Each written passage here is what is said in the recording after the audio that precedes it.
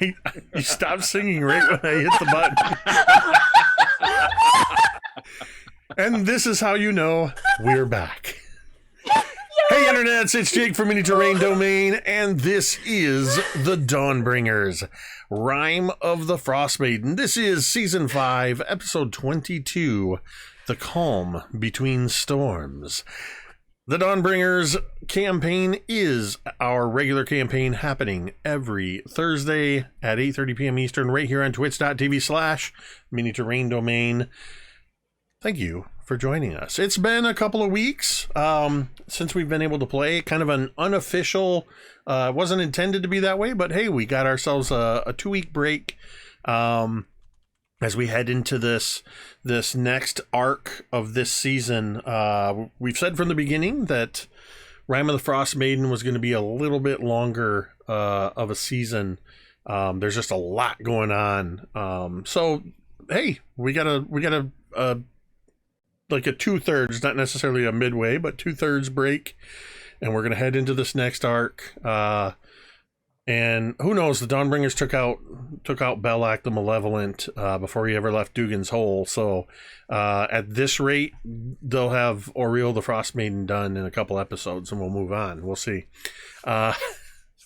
First off, we're going to talk about domain dice real quick. If you look up above V's head, you'll see 140 domain dice. I actually need to make a slight modification to that, thanks to the raid from Big Bearded Nerd.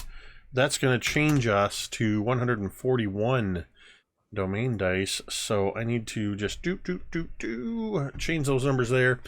Domain dice are a way that you, the viewer, can have an impact on our game simply by tipping $5, cheering 500 bits, or subscriptions, raids, resubs, gift subs, all that stuff earns domain dice, which allows the players to reroll. They can force me to reroll all the way up to a super critical, which is 2 times max damage, turning a hit into a super crit to get that sweet double damage, which has been used to, I think the most we've ever done with a super crit in one turn was like 180 some points of damage, unless we broke 200 once. I don't remember. It's close enough. 200 give or take a few points is a lot in one shot. And those are usually attributed to our resident paladin, who goes by the name of Thorgarn. Let's see. So we got domain dice covered. Real quick, I just want to draw your attention, of course, to our usual partners down at the bottom. Jasper's Game Day, Initiative Coffee Company. You can, of course, type !Jaspers, and there's a link where you can direct donate to the organization with their mission of prevention and education, and ultimately the prevention of suicide. You can also support Jaspers through Initiative Coffee Company's Help Action, where we have our own branded coffee, Metadare, which is a wonderful medium roast coffee that Big Bearded Nerd and I personally taste tested. I'd also draw your attention to Talon and Claw. You can type !MTD Claw in the chat.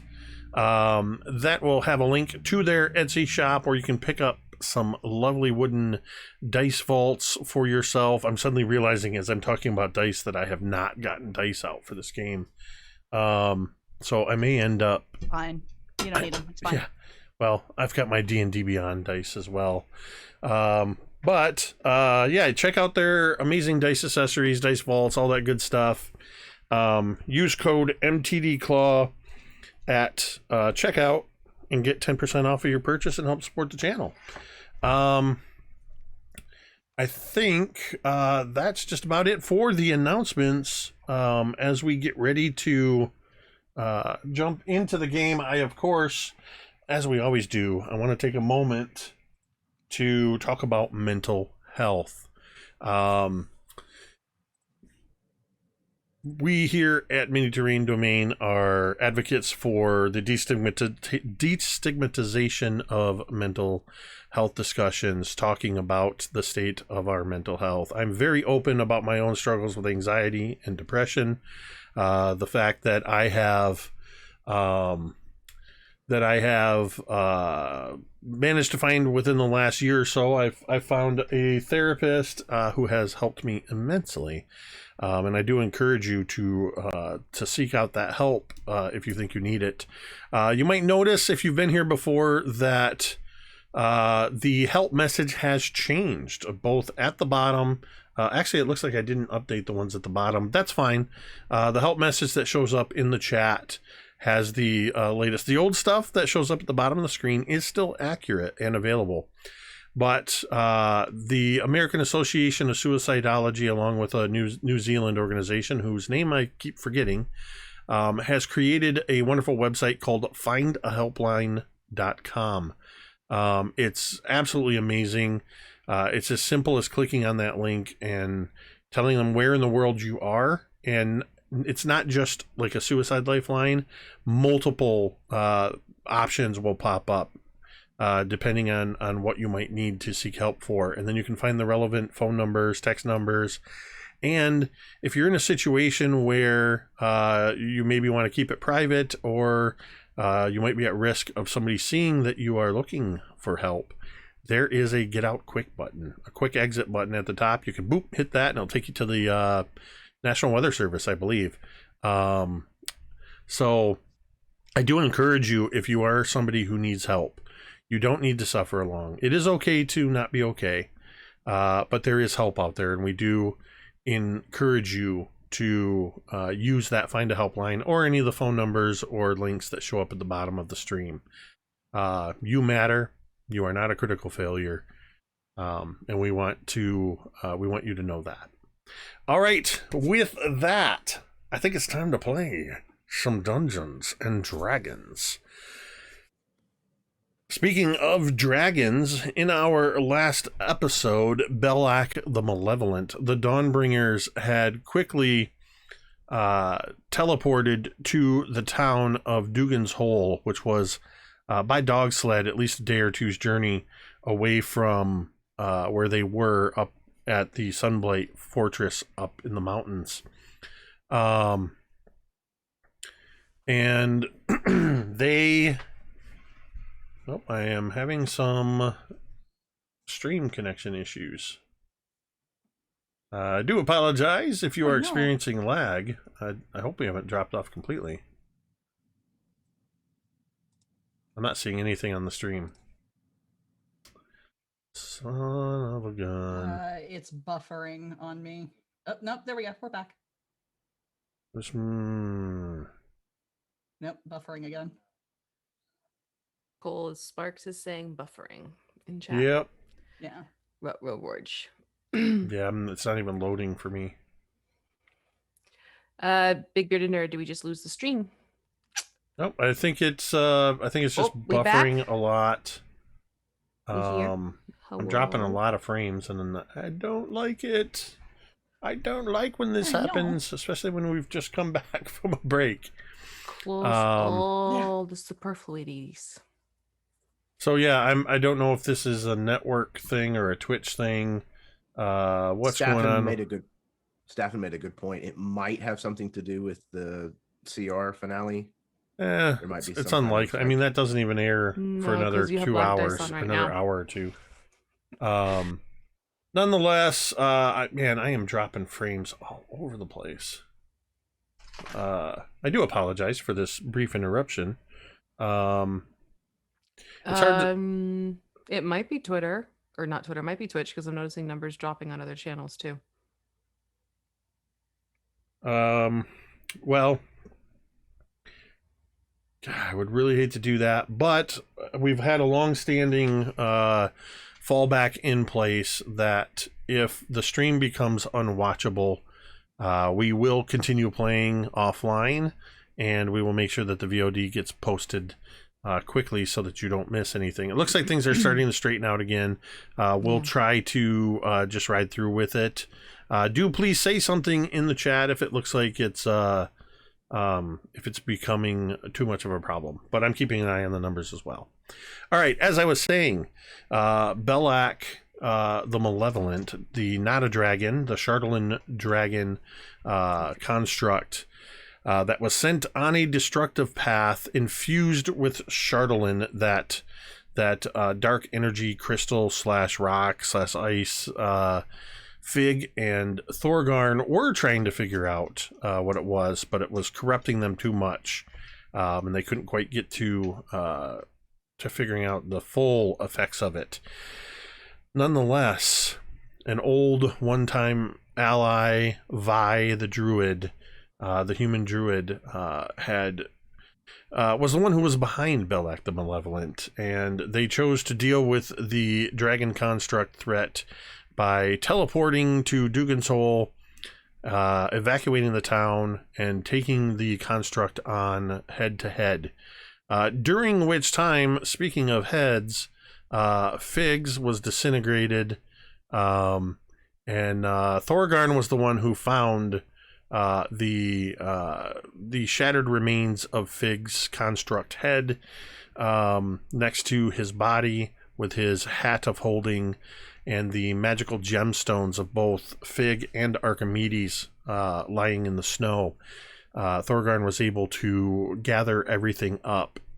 Being somewhat familiar with Fig, knowing how to reconfigure Fig's construct body, was able to reconfigure Fig into a compact sphere that allowed it to fit inside the hat. The party sort of split up. A mysterious figure dropped out of the sky in the form of a tiny winged kobold with a not so tiny snowy owlbear companion, who joined the fray in fighting against this construct. But it was ultimately Talmud. See, first time I said it, I got it right, Jeremy. Behave. I guarantee you I'll screw it up again at least once or twice. Talmud and Drown took off in pursuit. Of course, Drown was actually on the dragon, choosing to stay on it while it was flying away. And they were able to take the dragon down, crashing into the ice. Talmud transformed using a potion that had been on his person for quite a while into a giant shark, and Drown dropping into the water. Of course, for Drown, the water was not so much a hindrance as it was an amplification of his abilities, which he used to literally rip the Chardalyn dragon to pieces. Its molten core freezing in a burst of cavitation bubbles and dropping to the bottom of the lake. And that is where we left off. And so that is where we are going to pick up, as the bubbles are rising at the surface. There is a frothing of momentary, almost boiling water. And if there were anybody left in the region to be spying it, they would briefly see a shark fin moving through the water, as Drown and Talmud, the only two in the water, you watch this now completely solidified metallic remnants of Belak the Malevolent sink to the bottom, kicking up silt and dust at the bottom here. Some of the molten metal that had spewed out of the water had caused more of the ice to melt, and any of the Chardalyn pieces that were a part of this dragon are all sinking to the bottom as well. So Drown, as you're sort of standing there in this, in the immediate aftermath of having used your abilities to rip this thing to shreds, you're just, this image is just you there in this sort of floating pose. You see the shark moving through the disturbed waters, and literally raining from the surface are pieces of molten metal and chatelaine. What would you like to do? I think at this point he's just kind of going to watch all of this stuff scatter down to the bottom of the lake and briefly consider the effect that might have just leaving all of this in the water, and then swim for the surface and climb out onto the ice.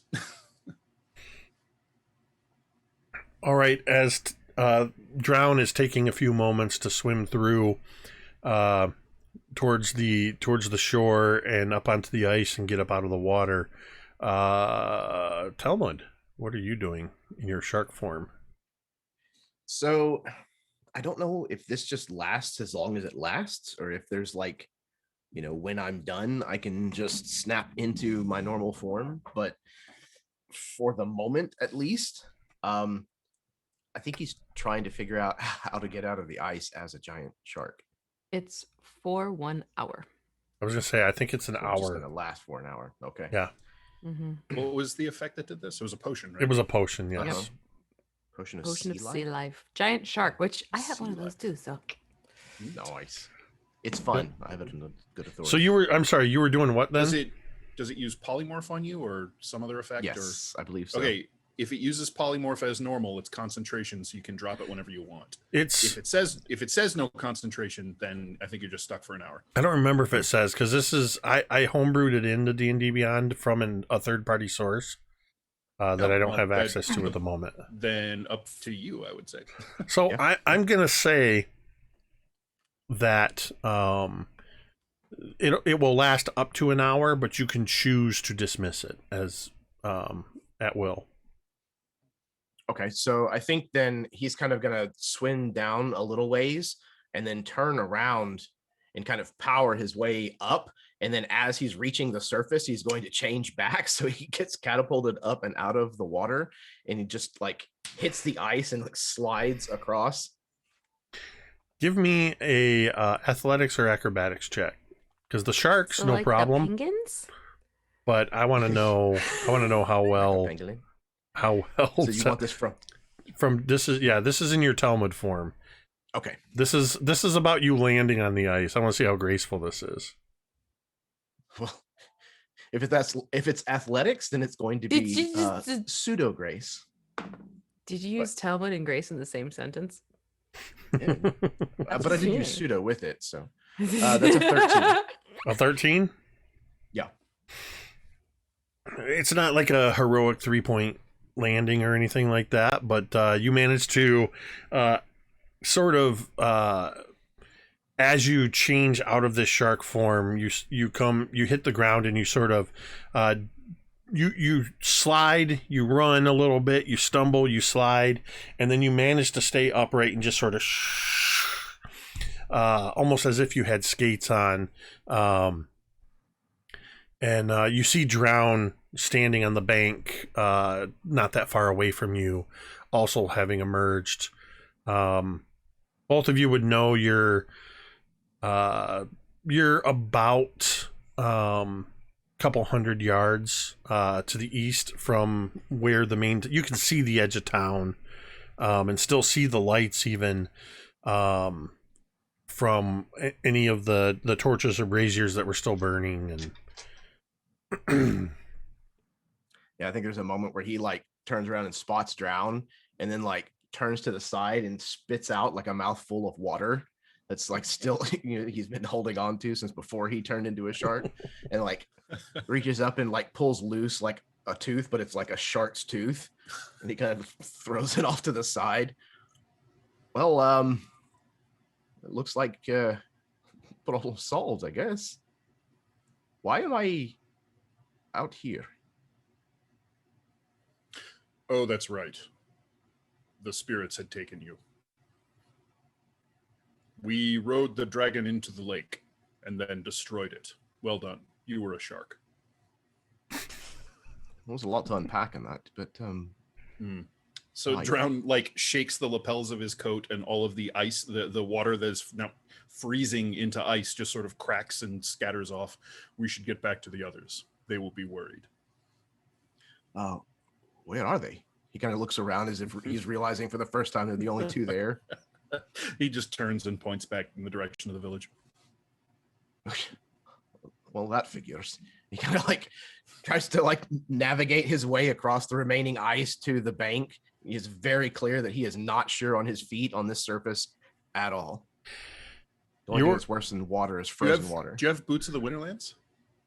Oh, I do. Yeah. I think you actually walk across it just fine. I like to imagine Talmud is like just fine, but he's still like I imagine he's still doing that. Yep. Talmud's still trying to maintain his balance, not realizing he's just 100%. Not slipping. But it's also very crispy. You're both very wet, so it's constantly freezing. You're both resistant to cold, so you don't have to worry about hypothermia or anything like that. Sorry, half the time I don't know if it's what I've said or just V's mind, but I keep seeing V's expressions every time I'm talking.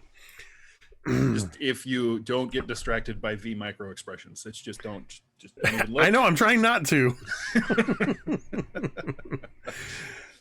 So as we cut back over to the center of Dugan's Hole, in the midst of all of the destruction of the boardwalk and the snow and ice and what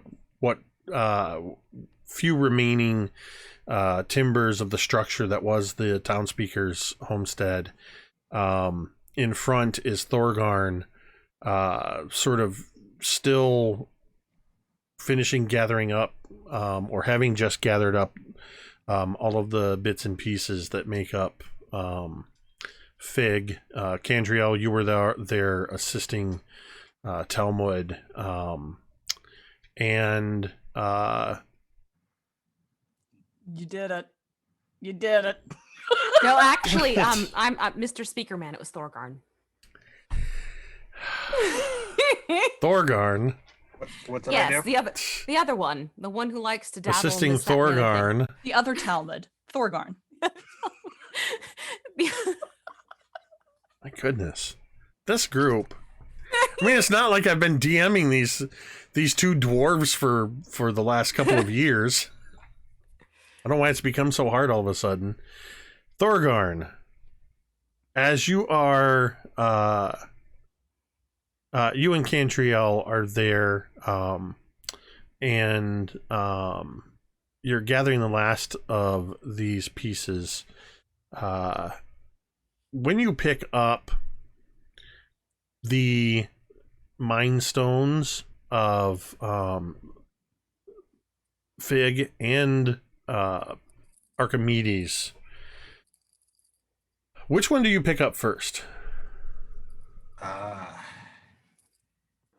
If Thorgarn knows which one is supposed to be which, he would pick up the one that truly is Fig.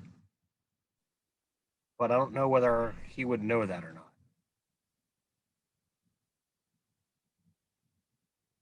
No, I think Talmud's the only one who's actually seen. Well, no, you were all present when Fig opened up his faceplate and put Archimedes' gem inside his head. That happened in Saltmarsh, so you all saw that. All right, so then I would. So yes, you would know which is which. Because I believe it's the blue one that's supposed to be the real Fig. Yep. I would pick that one first.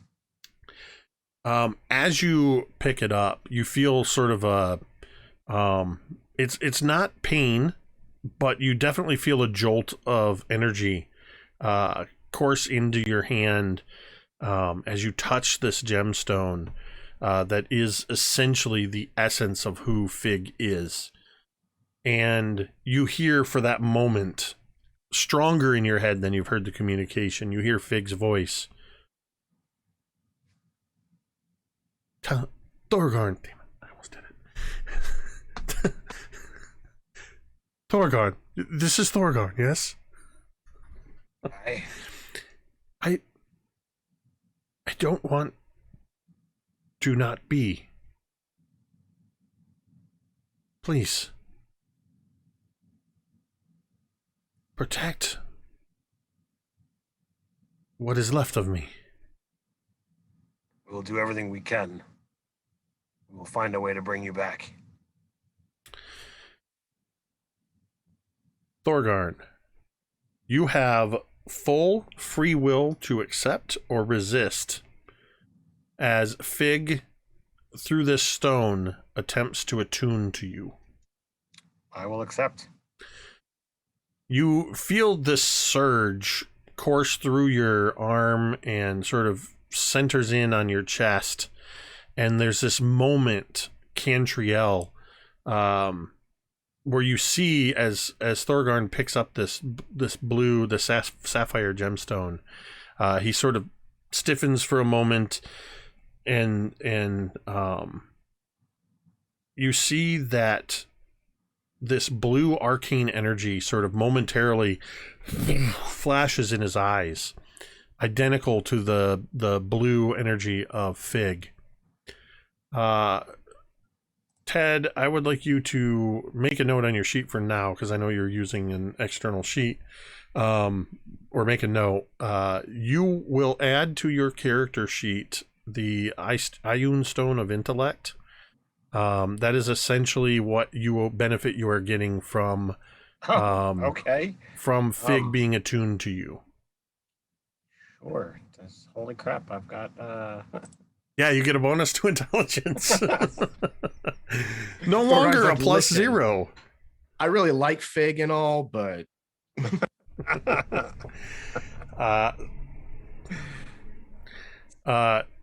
Lying in the snow, still though, is the ruby that belongs to Archimedes. Do you pick that one up? I will. As you do, you feel the same surge of energy.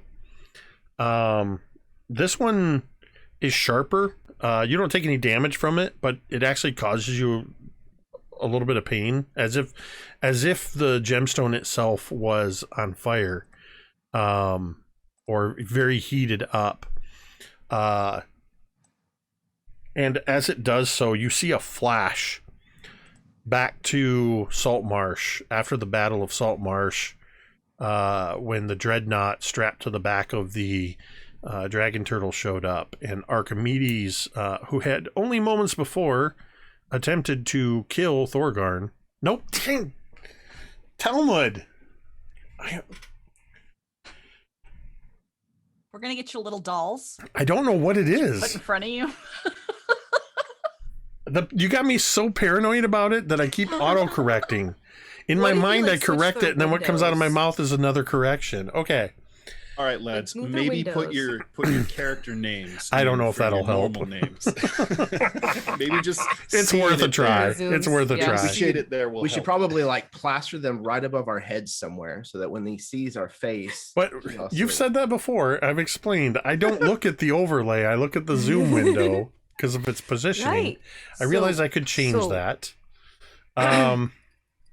Anyway, you see this flashback to Archimedes, who was then the captain of this ship full of clockwork entities, who had also been a slaver, including amongst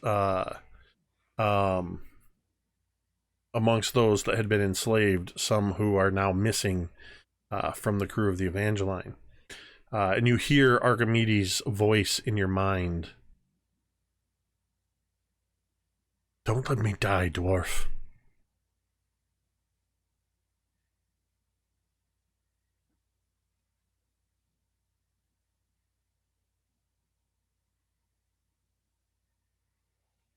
What do you do with that, Thorgarn? Anything? I guess he would try to do the same thing he would do that he did with Fig. I mean, he's trying to protect that which was Fig, and if this is part of it.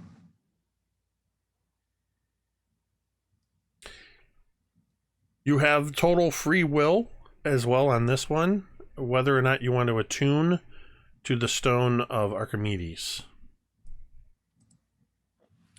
Why not? I'm already, used to hearing enough crazy voices. What's a few more? What's another one? You will also add to your character the equivalent of the agility Ioun stone. You now have a +2 to, or rather a dex increase of 2. That's not your dex increases by 2, not your bonus.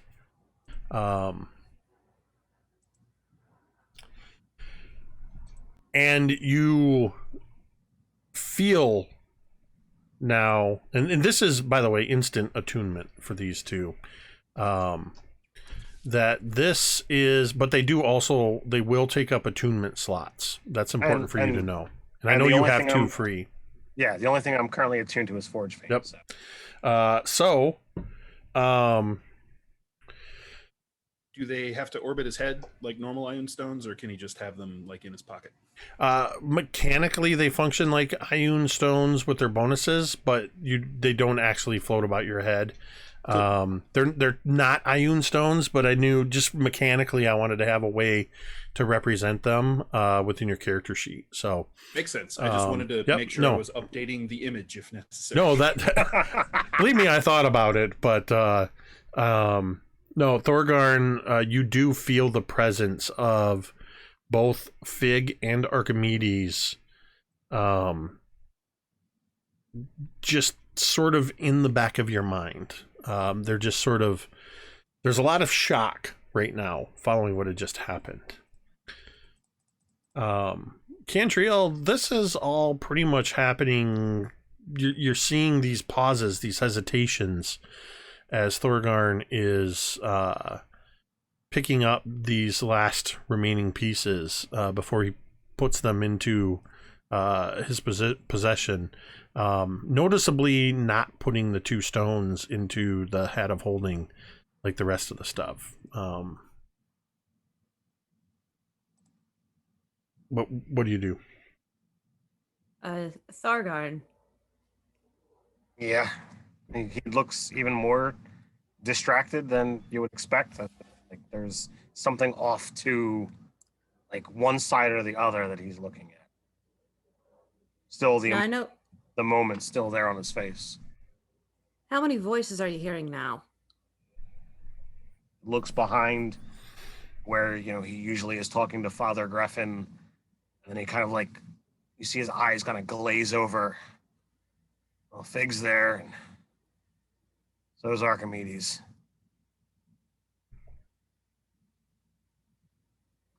So we're talking about 3, correct?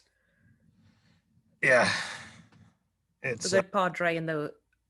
All right. Wonderful. Runs in the family. You're collecting them. Fig doesn't want to not be. Well, we're certainly not going to leave it where Fig is not going to be. But he's still there, so it's... This is going to be trying, to say the least.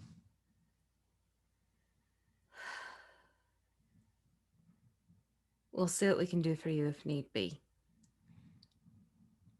I'm not worried about me. I'll be fine eventually.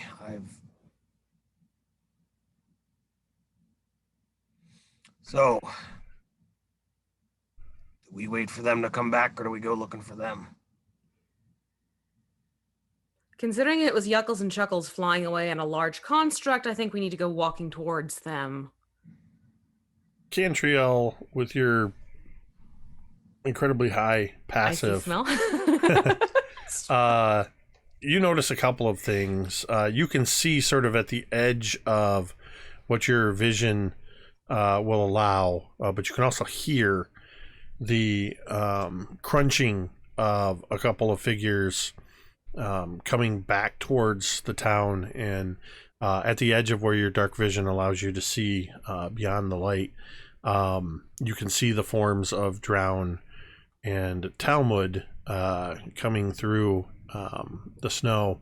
But you also notice as the very large form of a snowy owlbear with a much smaller form comes bounding through the snow from their recent contribution to the fight. As Rollo, you are sort of in the midst of these individuals that you helped.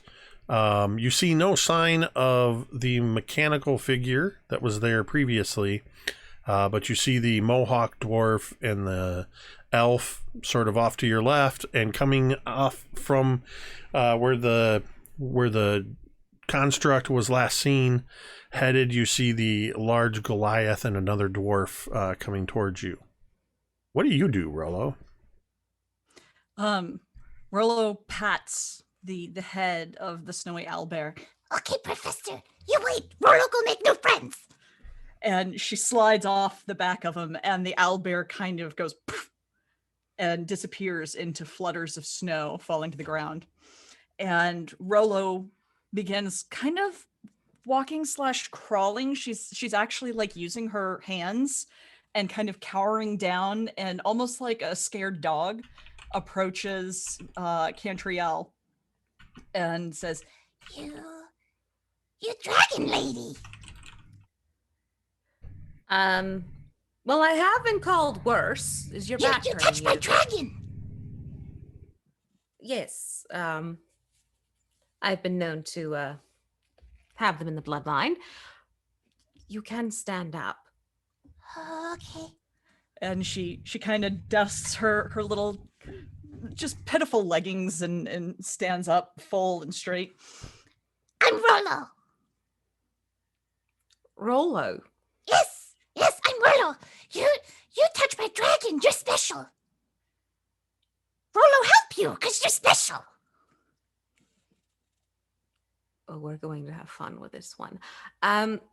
Dear, is this all you have for your clothing? Yes, I have special ring though, so I'm comfy. Are you sure? Because you look rather chilled, or could be chilled. Terrified. Right, come here. Do you mind? I'll give you a little.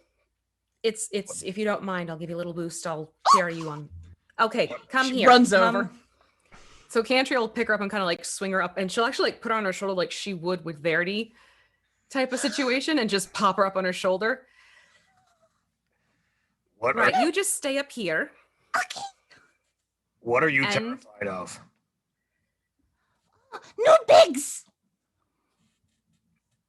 Did you say no bigs or new? New bigs. New ones. Not old bigs. New bigs. Old bigs got blown up. Talmud, think about it. She's a wee kobold. You did it too. You just called me Talmud. Oh, Jesus Christ, Jake! No! It's the It's first time I've catchy. ever done it, though. It's catching. Oh, so Thorgarn. good. I was going to say, about the time that Rollo says that Old Biggs got blown up, it's about the time that Drown and Talmud come into earshot. So wait, a shark is a fish, but the whale isn't? That is correct. Underwater is a very, very strange and scary place. It is terrifying. There is very little down there except death and endless hunger. Even less reason to visit in my book. That is why Griffith perplexed me. That's the only reason.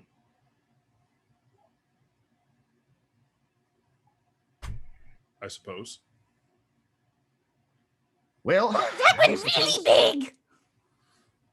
Ah, what is... There's more kobolds running around? Oh, glad to see you two made it. We apparently have a new friend. Hello, I'm Rollo. hello. Hi, Rollo. She helped us. where's- Very Oh. much as I recall. Thank you. You're the thing in the Yes, sky? Erd. Rollo is Erd. With, flying fire abilities. Yeah, that's certainly handy. Where's Fig?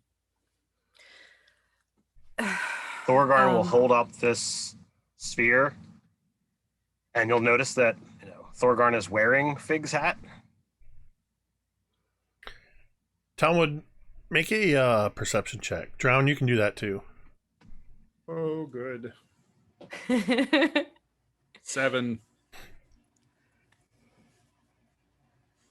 That Drown is is a drowning. dirty 20. Talmud, you notice where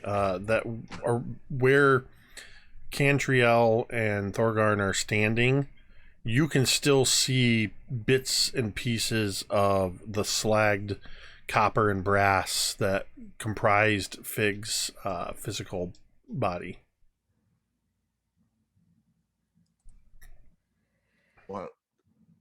What happened?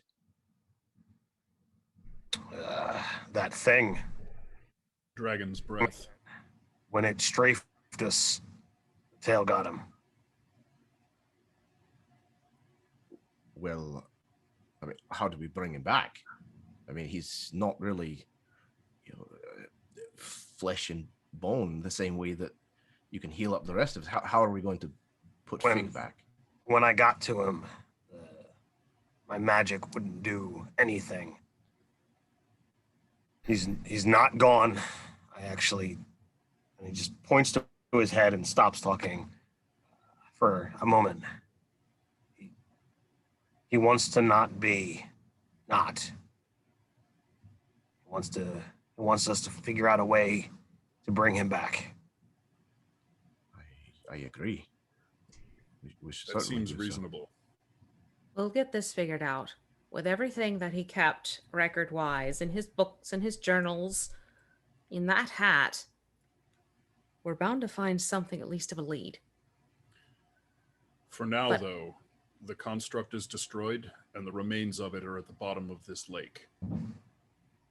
It seems unwise to leave them there. Yeah, wouldn't that be a problem for anything that lives off the things that come out of it? I don't know, but I expect eventually some fisherman will dredge it up. So, Do I have any idea of whether that would have like a bleed effect into the surrounding environments?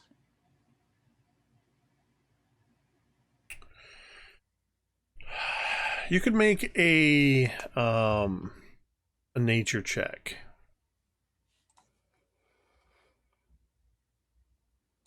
Come on.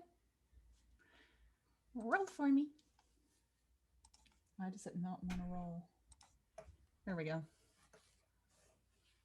That is a 23.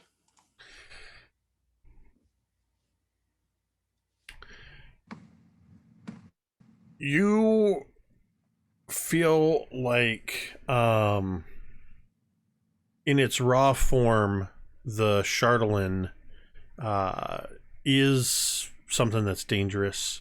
It does have the potential to not necessarily leech, but if somebody does come into contact with it, it can cause problems. You're not 100% sure, based on what they've told you about the destruction of the construct, whether or not this Chardelin is still active. So you can't really know for sure if it's going to have a negative environmental impact. Okay. It would be problem if people come and find it. But I don't know otherwise. If we leave it in the water, I assume eventually it will find its way into people's hands. Bad people might come look for it. The question is, do we care enough to clean it up? or do we tell the town what happened to it and what's at the bottom and see if they want to take care of it? Even if we could dredge it all up, what are we going to do with it? I don't know. I know It that might- Fig and Thorgarn were being touched by whatever was infused in it. So perhaps we let the speakers of the town know where this thing ended up. Let them determine how they want to handle it. we should also warn them about what it can do, because if the I'm small sure amount that they- Thorgarn and Fig were messing with, Something had tells that me kind they're of- already aware. Maybe. But we have That is agreeable. other pressing matters. You need Right. help? Rollo can help. I hold to it. I like this one. Oh, She kind of like nuzzles and kind of grooms your hair a little bit.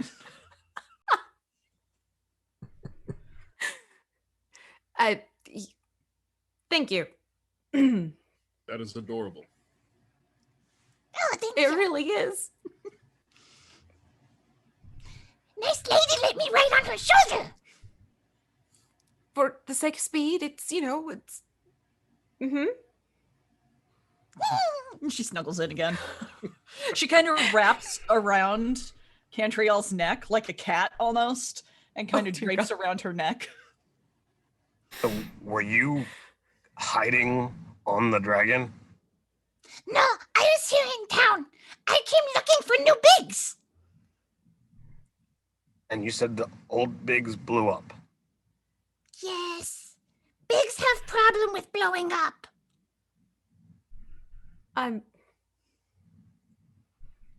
Can What you do explain? the bigs look like? That.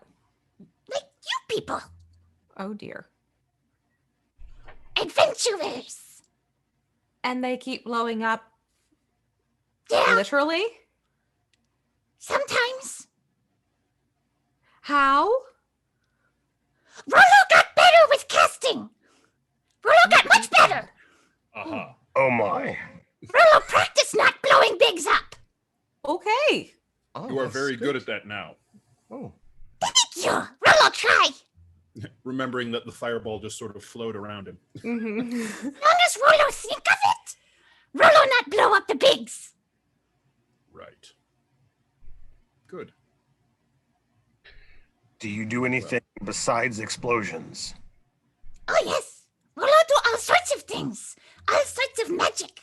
Rollo is wizard, Ah, great and powerful wizard. Do you know anything about building things? I can take things apart. mhm. Not so much about Nope. building. Rollo pulls out some thieves' tools and tinks them together. Dunk, dunk.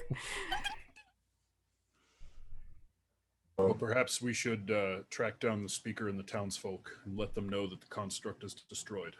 That it is And safe of to the other return. towns, exactly. There are other towns who are on the alert as well. And Thorgarn, something to keep in mind. Aye. I did just create that massive construct. I am aware. You two If know Vi. Never actually met her.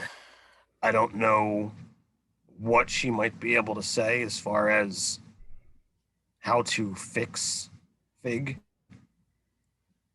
but it will take restraint.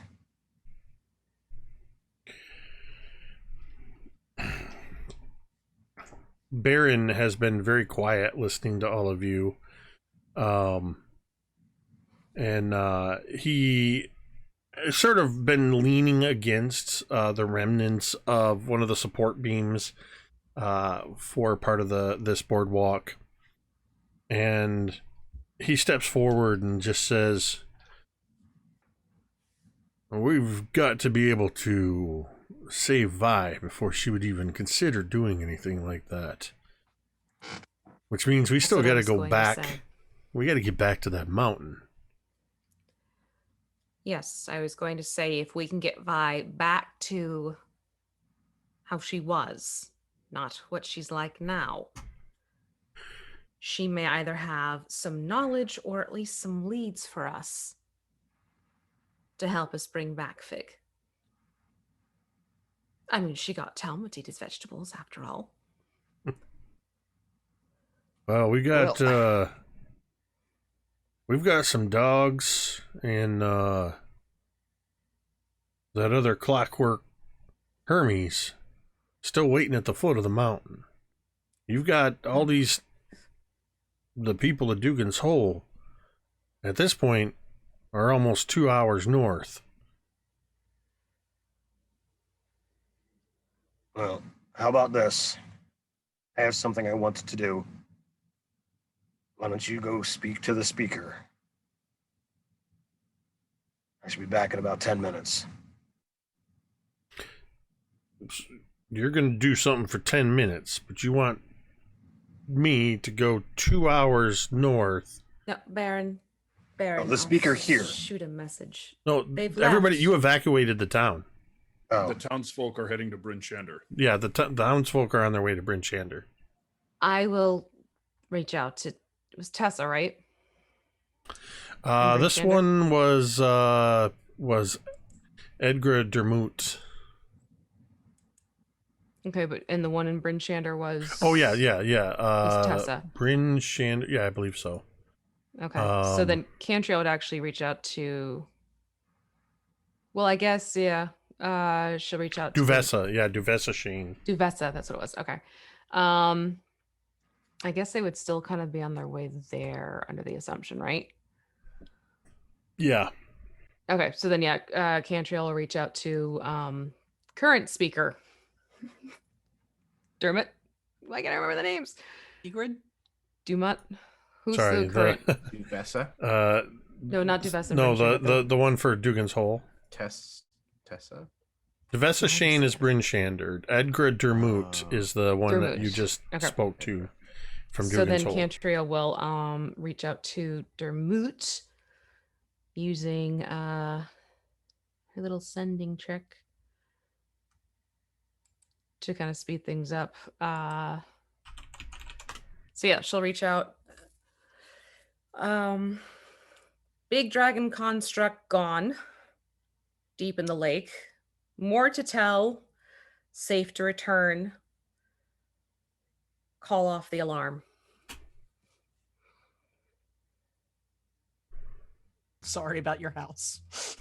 Oh no, we're not gonna do that. Mm-mm. You've dealt with it already.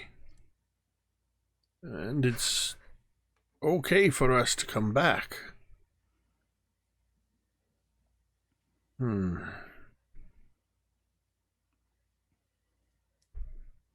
That's all you get back. Okay. Well, I let him know. Her. Her know. Are powerful. I have a few tricks up my sleeves. Oh. Rolo, learn from you. Sure. Yay! Like usually actually makes that sound.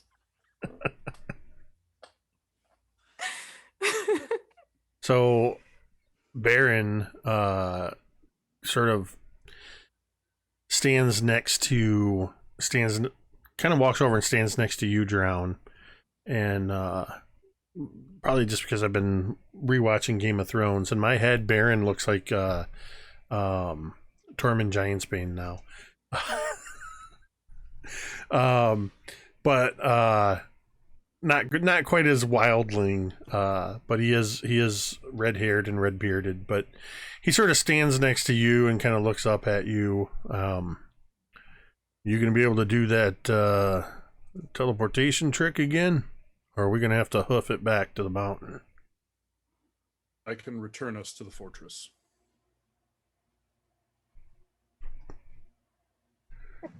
All right.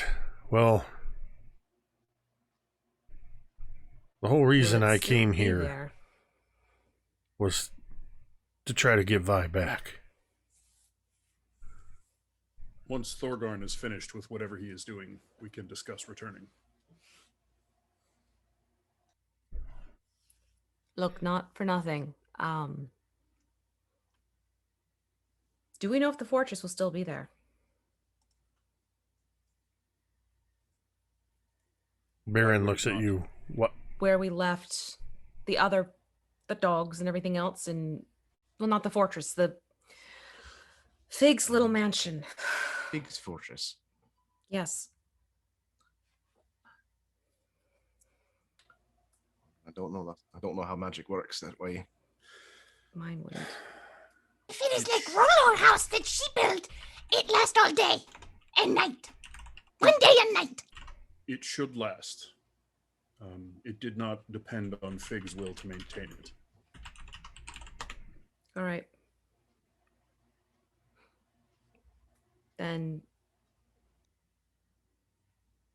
that's something. How far away are we? You know that, and a big part of the reason why you chose to teleport was that you were by dog sled probably close to 2 days travel from Dugan's Hole.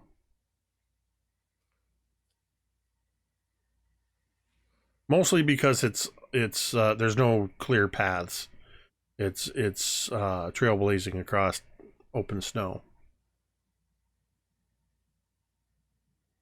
I can return us to the room where we took those stone sandals, as I recall. You could do that today, or do you have to wait Yes. till? Okay. Well, I might Whenever need a we're little ready. bit of time. Yeah.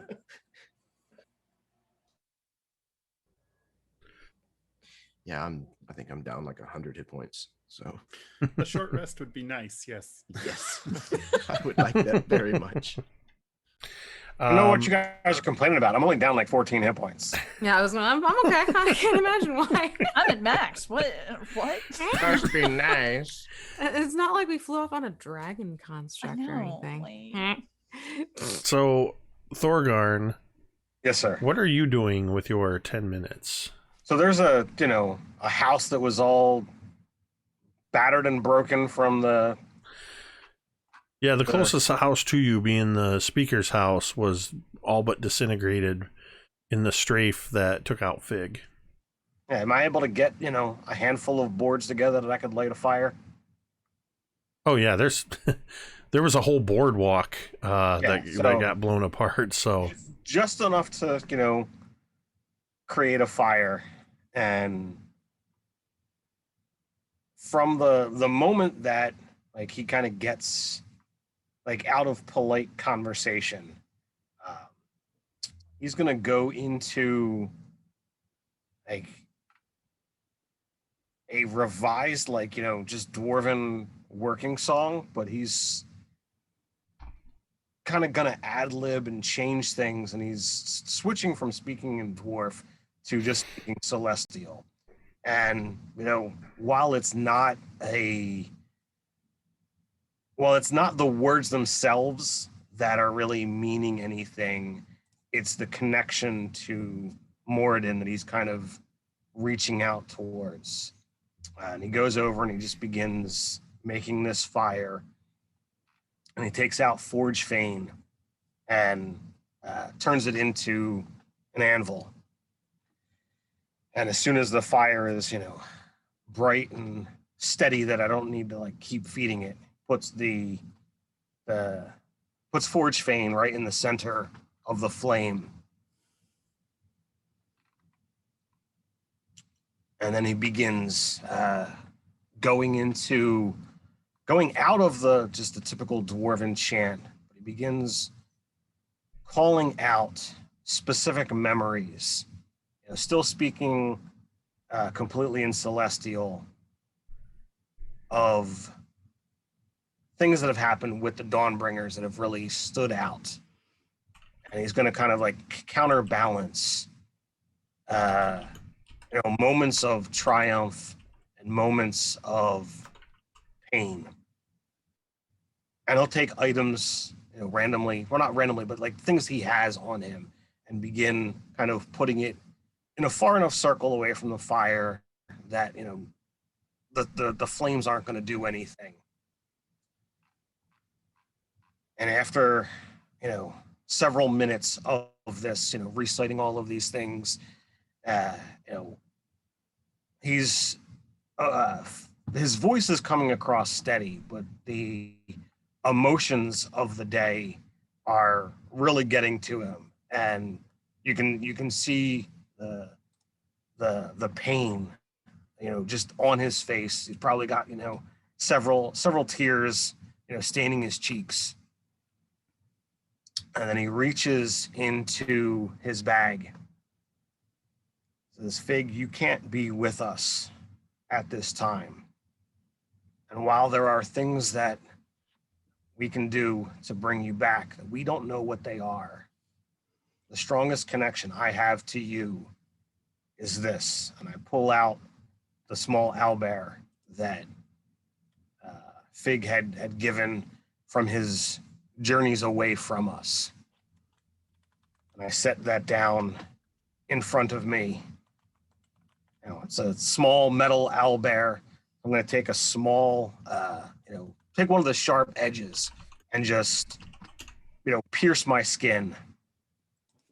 As I put it down, I finish casting Fine Steed.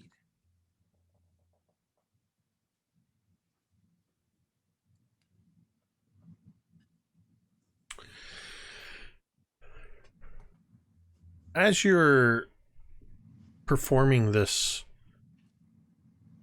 ritual, you don't see Moradin or the aspect of Moradin, but you notice that there is a shift in the flames. The flames take on more than just a mundane nature. And you sense the divine influence of Moradin as you reach out to him. And you've placed this mechanical owlbear, this Kiswid's miniature from your other adventure, into the snow or into the fire. And as you finish this ritual, the rest of you see Thorgarn involved in a ritual. You've seen him. He's got his forge out. You've seen him doing similar things before, but he's speaking in a very melodic and at times harmonic language that none of you are familiar with. So you don't exactly know exactly what Thorgarn is saying, but after about 10 minutes, you all can clearly see, and Thorgarn, you notice it immediately, as the mechanical owlbear, you see it, for a moment it looks like a trick of the light. It seems to move. And then you see, as this time it's not a trick of the light, it's not the heat of the flames, you see it sort of in its tiny mechanical form sort of shudder its shoulders and sort of shake. You actually see these micro mechanical metal brass and copper feathers sort of ruffle across its shoulders, and you see it sort of tilt its head back and open its beak, and you just hear this tiny mechanical, it almost sounds like metal grinding against metal as it sort of screeches. And then you see as it tick, tick, tick, tick, tick, tick, just in its tiny form just gallops across the surface of this anvil and leaps out of the fire and into the snow. And as it does so, you hear this. And for a moment, it feels as though Moradin said no. And then you see the snow begin to buckle up. And this huge mound of snow suddenly rises in front of you. And you see nothing but this mound of snow for a moment. And then in a portion closest to you, you see a little bit of snow fall away, and there's these two round clockwork these circles that iris open, and there's an arcane light, a magical energy behind them. And then there's that same ruffling and shuddering as the snow is sloughed away. And standing there before you is what looks like a hybrid between an actual owlbear and a clockwork. So it's not fully clockwork. It's not fully organic. It almost looks like it's a mixture of the two. You have summoned a loyal clockwork owlbear steed.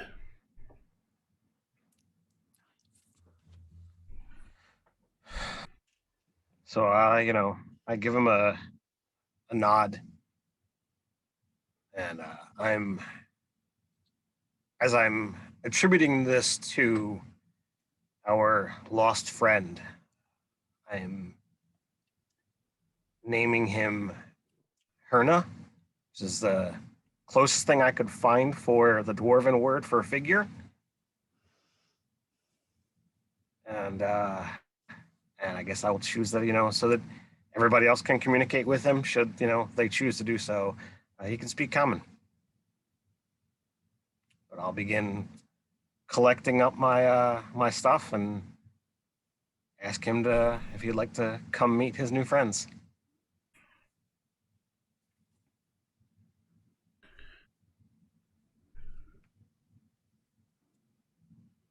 It understands common, but doesn't actually speak common, does it? Oh, I thought they do. Thought, Fine Steed gives it unusual intelligence and... It gains the ability to understand one language of your choice that you speak. Oh, All right, so who do you introduce Herna to first? I guess whoever would kind of, be first that was there.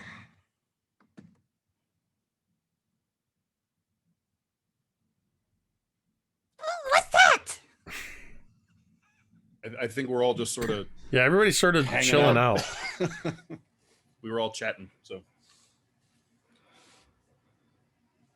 So I imagine there's this moment then where you all see this happen, and then there's this Thorgarn, there's this moment where you think the name Herna.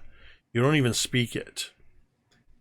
And you sense that recognition and acceptance of the name between the two of you, because you do have the ability to communicate telepathically with your steed.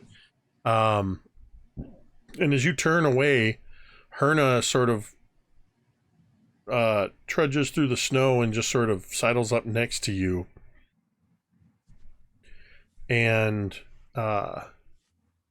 looks around at everybody and sort of cocks its head. And when it does so, you can sort of hear some of the gears. You hear this sort of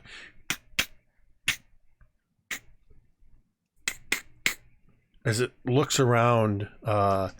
And as soon as Rollo, are you still perched on Cantriel's shoulders? Yes. Yeah. She's like a little stole. You see this sort of Oh, you're Albert too! Rollo have Albert familiar, Professor Alfred. Wilfred. Alfred! See? And there's a from the snow, and suddenly there's a very large snowy owlbear sitting there, and he's like halfway through a fish. And he looks at the group and just kind of throws the fish off to the side. Owlfred, I get it. Yes! So we have a snow owl bear and a clackle bear. Did everyone else get one of those? Talmud looks around at like the rest of the group. I did not. No, that's Okay. I thought it was just me, maybe. Herna takes a step forward towards Rollo and Professor Alfred, and sort of cocks his head again, and then looks up to you, perched on Cantriel's shoulder, and you hear,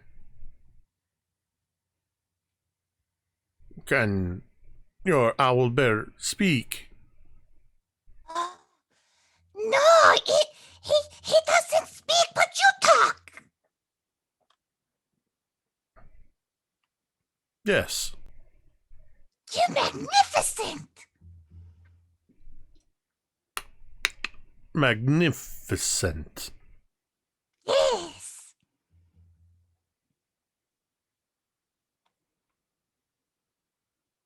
And he just kind of moves through looking at everybody. Thorgarn, you sense that language is something is something new and unfamiliar to Herna.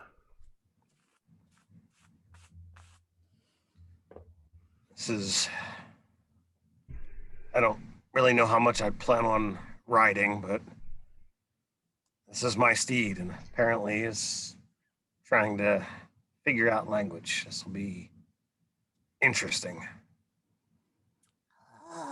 Yes, language. I am here for you, Thorgarn.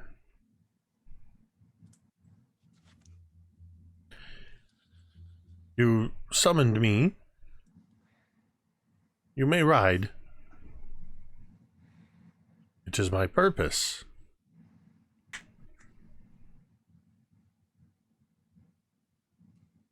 All right, well, do we want to head off, or do you want to rest for a bit?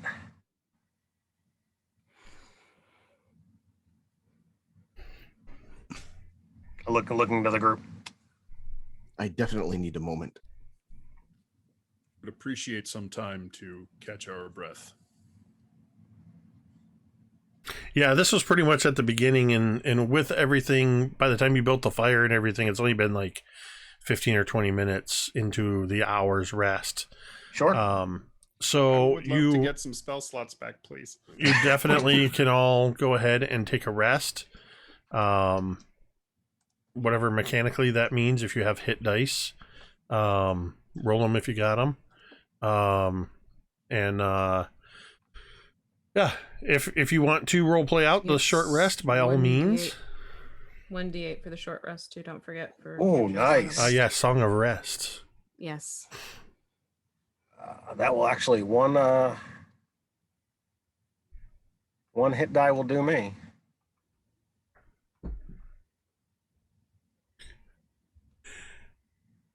I think it's safe to say that chat likes both Professor Owl, Fred, and Herna, the Robo Bear, as Robo Goblin says. I feel Robo Goblin has a certain affinity to Robo anything. Yeah. I have no problem with Robo Bear. Robo Bear. It doesn't roll off the tongue so easily as it visually it makes sense. It looks good. It's just hard to say. As everyone's resting, Rolo kind of like creeps around the group and just kind of sniffs at people. And at one point, she goes over to Drown, and she seems to stare at him for a minute. Drown just like acknowledges her presence and sort of turns and looks, and his, sort of blank, pale, pupilless eyes just kind of settle on her, and he just unperturbed, impassively just looks back at you, just kind of waiting. She kind of hops forward a little bit and goes over to his side and kind of puts her hands on his shoulder. You have leg stuff in here. Rolo can't for you. So Drown sort of furrows his brow a little bit, completely bald, but leans down anyway. And she scrambles up onto his shoulder and curls around him like she did Cantriel and just starts petting his head. You're really big. You're biggest big Rolo Renan. You are tiny. Thank you for noticing. This is not unpleasant. You have a very soft skull. It's nice. I think that is skin, but thank you. Oh. Baron just kind of looks over, leans over to you, and goes, "Babies have soft skulls." He leaned over to me. Yeah, he leaned over to you. Oh, he's like, yes. I suppose that is probably true of humans. They don't get all that much harder as you age. After about 5 minutes of petting him, she crawls down and she goes over to Talmud. So throughout that time, that's probably part of the short rest. So every now and then there's this shimmer of greenish energy that looks like light filtering through seawater that runs along the black tentacle tattoos that are all over every bit of his exposed skin. So while you're up there, you'll see like little shimmers of it sort of run along the tattoos that are on his scalp. While that happens, the first time it passes as Rollo's up there, she kind of starts a little bit, and then she kind of crawls around to his other shoulder, and she starts kind of chasing it around his head. He'll actually roll his sleeve up and hold his arm up, and you'll see it run along the arms to his fingers as well. And he'll just kind of hold that up to you. She just kind of chases it around on him for a few minutes. And then she'll crawl down, and she goes over to Talmud. Would have thought drown the jungle gym. Drown is doing the warlock version of a laser with a cat. You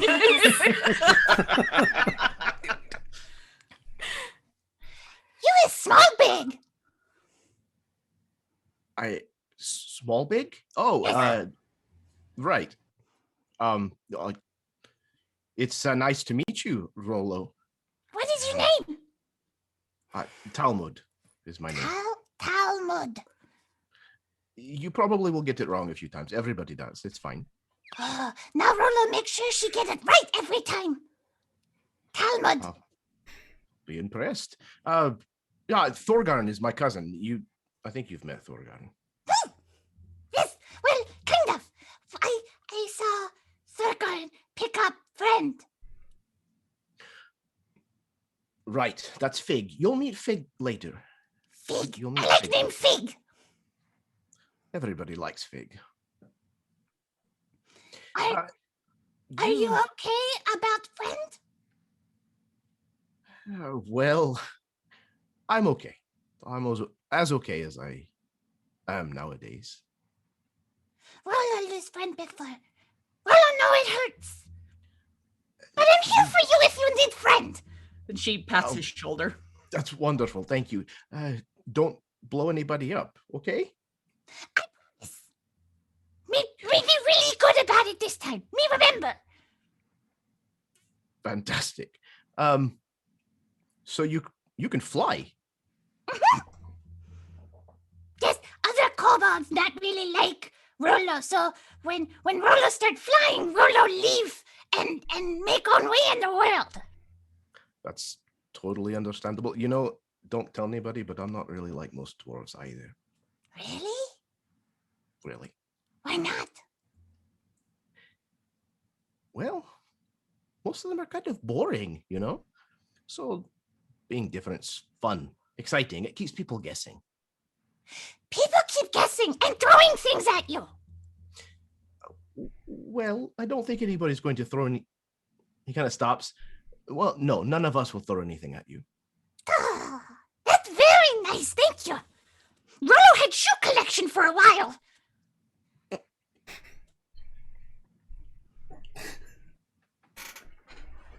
So that's his cousin? And she goes bounding over to Thorgarn. You seem troubled. Well, there's a lot going on. But you just defeat big monstrosity.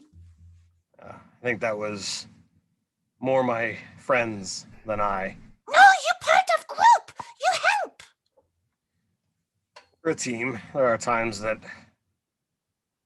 the load shifts, but I don't fly. None of my spells could reach it. Even this, and he points up towards the hammer, can only throw this so far. But you being there, give them courage. Sometimes. Sometimes that most important thing.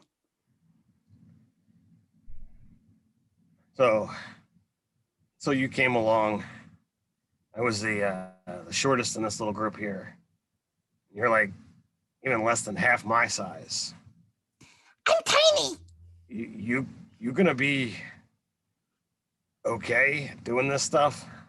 Oh yes, Rollo is big, strong wizard. Rollo, great adventurer. Rollo just have bad habit of blowing bigs up. But Rollo, stop doing that now.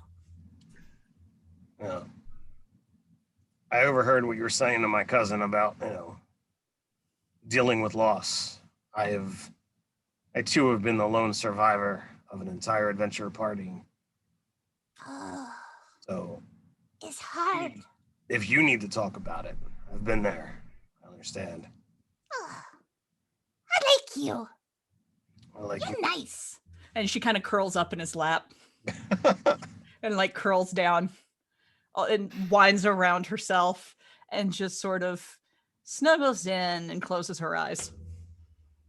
Which is a great moment to swing over to Cantriel.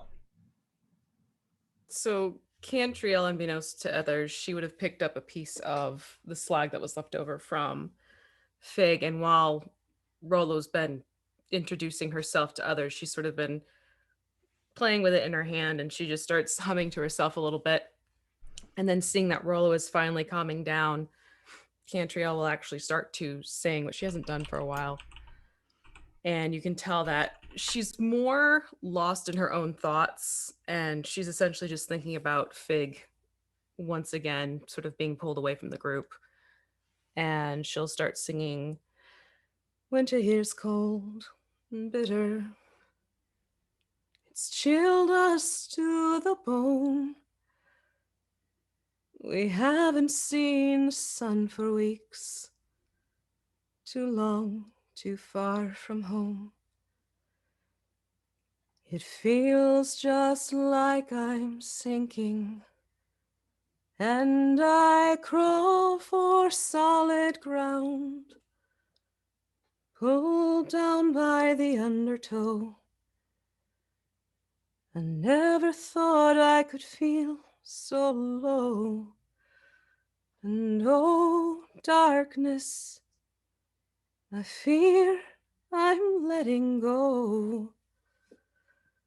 If all of the strength and all of the courage come and lift me from this place, I know I can love you much better than this, full of grace, my love.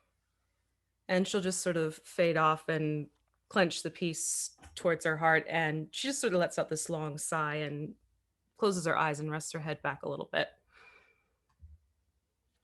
And with that,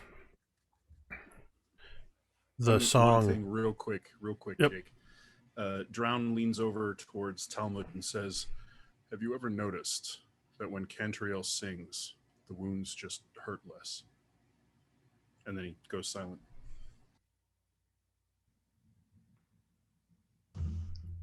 And with that, Well done. the camera pans away, moving upward into the night sky as we see the snow in large flakes falling around on this battle-weary party that is in the calm between the storms, preparing to take on the next part of their adventure. We are going to take a 10-minute break. We will be back in just a few moments. Please stick around.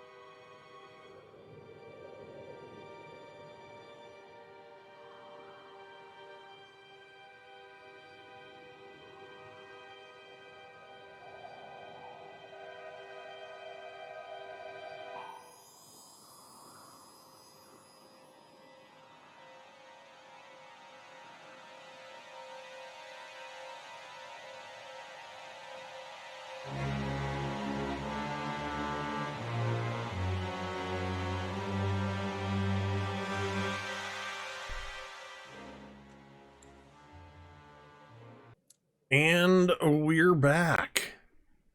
All right, we have just had a lovely short rest with a little added magical healing brought to us by the absolutely lovely singing voice of Cantriel /V. So you're all rested up. Those that don't have resistances to fire and such find comfort in the fire. That I said resistance to fire, I meant cold, because they find comfort in the fire that Thorgarn had created for the Fine Steed ritual. But soon an hour comes, and you are free to decide what you want to do next.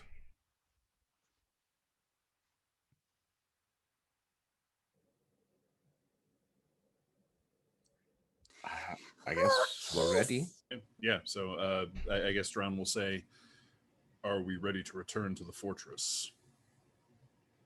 Well, after the rest, how bad is anybody injured? I'm good. I'm still down a little. How much is a little? 23 points.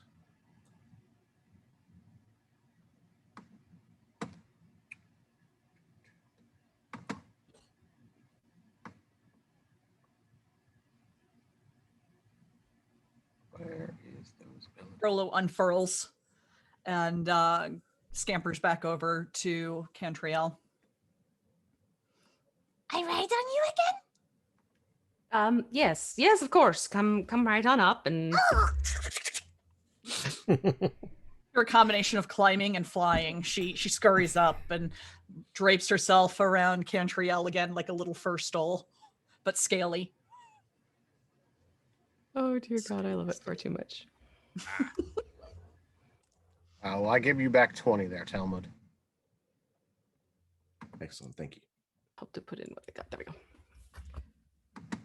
Well, then, when everyone's ready, he will look at, I guess, Thorgarn and say, do you have a piece of treasure that we removed from that chest? If I recall correctly, there were obsidian shoes.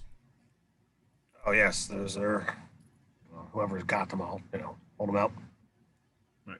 So I will take whatever piece of treasure he produces from that chest, and I will use it to key in on that bedroom and use the Helm of Teleportation to teleport us there. Oh, by the way, Rolo, we might be seeing some kobolds, just so you know. But the 3 pose seemed okay. Okay. Did you say the 3 pose? Yeah. I love it. Uspo, Meepo, Weepo.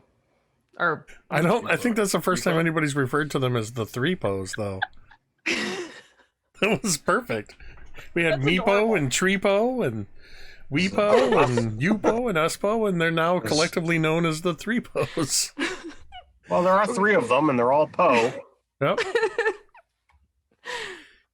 All right. So with that, for Rolo's sake, Drown, what does this teleportation look like? So he takes out a helmet and puts it on and just sort of gathers everyone around to where he can see everyone. He just stops, concentrates for a moment. The helm glows blue, and that suddenly flashes with this blue-white energy that kind of washes out your vision. And there's a tingling sensation and sort of a wrenching feeling. And then the light contracts, and we're in a different place.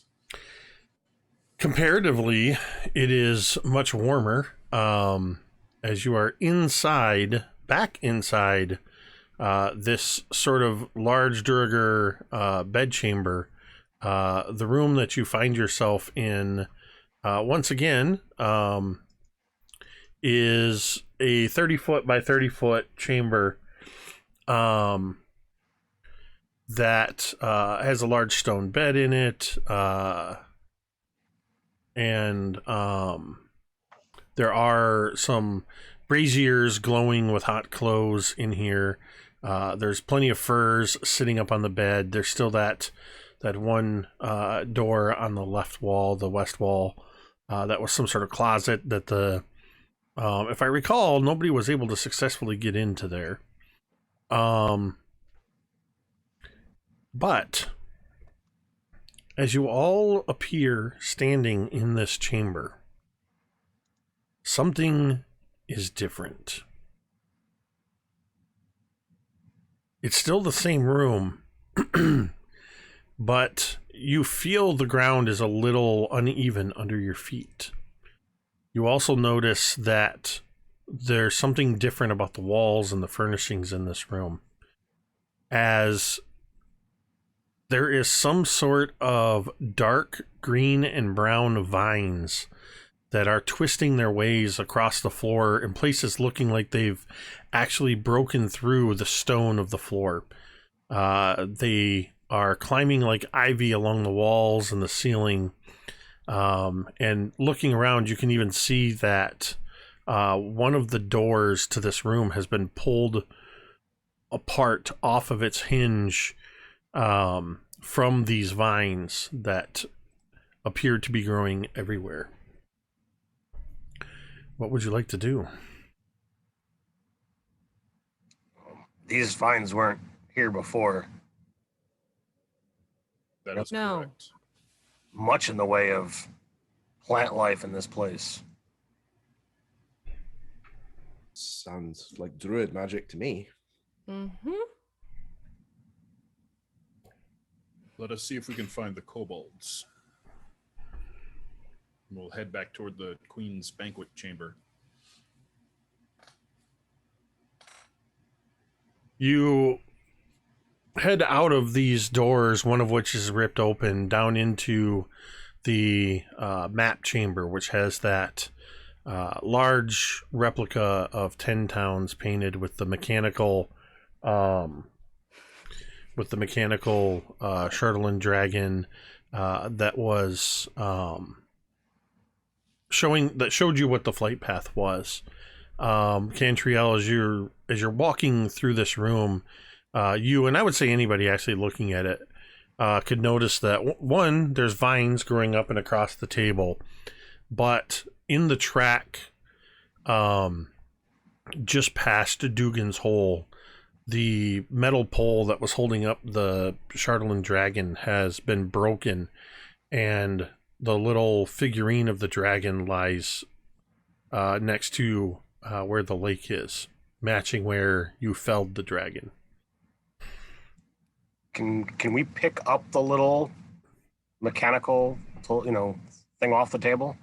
Does it come Yeah. off? Yeah, I mean, at this point, you're collecting miniatures, but yeah. Is the little Chardelin dragon mini actually made of Chardelin? Good point. Question. You, yeah, anybody looking at it can definitely tell it's been carved from Chardelin. Oh, okay. Then never mind. I will.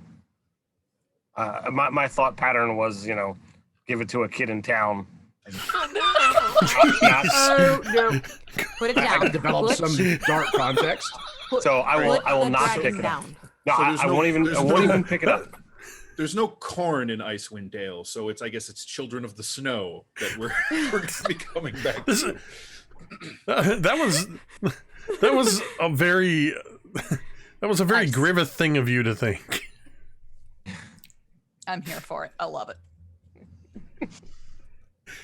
Oh man, yeah. So I almost see Thorgarn as you're all walking by. You kind of leaning up to the table and almost, in fact, I would say, because of your recent connections with it, you're just sort of almost drawn to it. I'm not going to make you roll for it or anything, but as you're reaching out, one of the others, whomever, might notice that Thorgarn is reaching towards Oh, this. Cantriel's like, nope.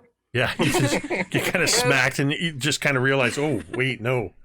Don't touch it. Don't. Yep. Also, I realized I did not attribute the domain die for Smokebeard's resub. So thank you for that. Rolo casts Mage Hand and makes the Mage Hand pick it up. Where should this go? Oh. Into the hat has seemed safe so far. This is true. But that would be bringing it with us. And is there something we would want to do with it? If nothing else, we can find a place to dump it where people won't find it. It'd be smashed? Yes, but then you have smaller pieces of it. Oh. More to spread around. God forbid it gets inhaled. Oh. And thus, Cantriel created a new drug trade in Icewind Dale. Powdered Chardolin. They call it getting I'll charred. get you stuck on some crystal.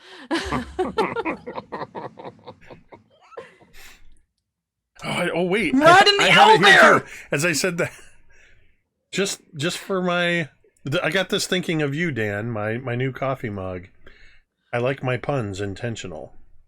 Nice. I prefer my Very puns nice. intended, is what it says. Nice. I can't even quote my mug right. So, okay, so you're mage handing a Chardolin dragon. Yeah. And I'm going to put it in the hat, assuming someone produces it.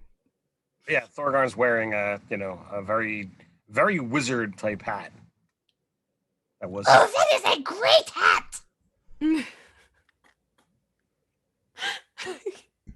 was our dear friends. They have good taste. They enjoy their fashion, for sure. It couture!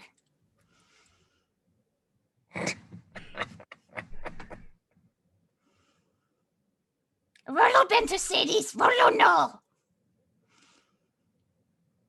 Okay, I put in hat then? Yes, put it in the hat and let's get it out of. And you would see, Here. Rolo, that it vanishes once it goes into the hat. Oh, It doesn't just drop into the hat. It just... magic Rolo, hat. go in the hat. Rolo, no, please. Okay. Rollo really tempted, but Rollo not going hat. Get back up here. Just Okay. get best up here. She scampers back up and starts I think breaking. at this point it's like Cantriel's hair. Cantriel has like her scarf knotted around her hips, so it's almost like ropes for A rope leverage. to climb. Yeah. Rolo perches on Cantriel's shoulder and starts just kind of braiding her hair. But while you're at it, can you put one of these crystals in there? And she'll pull a crystal out of her pocket. Great. She finagles it in and does like these pretty little draping braids and stuff. Rollo used to run with High Elf, and she taught Rollo how to do hair, cause Rollo good at doing things. So Rollo do her hair. This. Yeah, thank you. So if you've got wings, why do you climb up people instead of just fly to their shoulders? When Rollo was little, wings with kobolds not like Urds. Urds are seen as bad thing by kobolds, cause they twisted version of kobold. They don't like the wings. So Rollo not fly all the time, cause flying make other kobolds mad. We're not kobolds. Yes, but Rollo remember that and try not to do it. Oh, Rollo traumatized. well, you can fly as much as you want around us. Okay. As She just kind of flaps her wings happily. as this is happening, you're sort of walking out of this room and you're walking down the hall. You can see that these vines are growing everywhere. And as you head down the hall, as you'll remember, there was to the right side, to the south, there was an opening that led to a large shaft, like a chimney. And it was directly across from the doors into this private dining hall where Yzdrael was. And you notice that there is a large volume of these vines are coming out of this shaft and into this hallway. Cantriel, you're about halfway down this hall, probably about, there's a good 60, 70 feet before you get to where this door is. But right about the time that Rollo sort of leaps off your shoulder and begins flapping around, you hear a commotion. You hear a clattering of dishes and pans, and some yelling in Draconic coming from where you're headed. What are they saying? Yeah. Anybody that speaks Draconic, which at this point I believe, or that can understand, is Thorgarn, Cantriel. Drown, do you speak Draconic? No, that's right, you speak Common and Bad Common. And of course Rollo. So what you hear are a mixture of Draconic curses and cries for help. As it sounds like kobolds are at one point I think you hear get it away from me, get it away. Oh, Cantriel's gonna shout back and like call out to the three-po individually. Sort of like, what are you up to? What's going on? There's no response as you're heading in that direction. I don't like the sounds of this. What is the size like of the corridors and stuff that we're walking in? Basically 10 feet by 10 feet by 10 feet. Rollo swoops back and perches on Cantriel's shoulders again. So is it tall enough that Thorgarn could actually ride? Yeah, I think so. I don't know how big an owlbear would be with, a couple 2 to 3 feet of dwarf on top. So, I imagine owlbears are They're large. probably about 3 to 4 feet at the shoulder. Your mohawk might brush the ceiling. Mohawk has been squished for quite a while. Oh yeah, your mohawk's on the top of the hat of holding. Might brush. The best part about the hat of holding is you don't have to squish the mohawk down. You just store it inside there.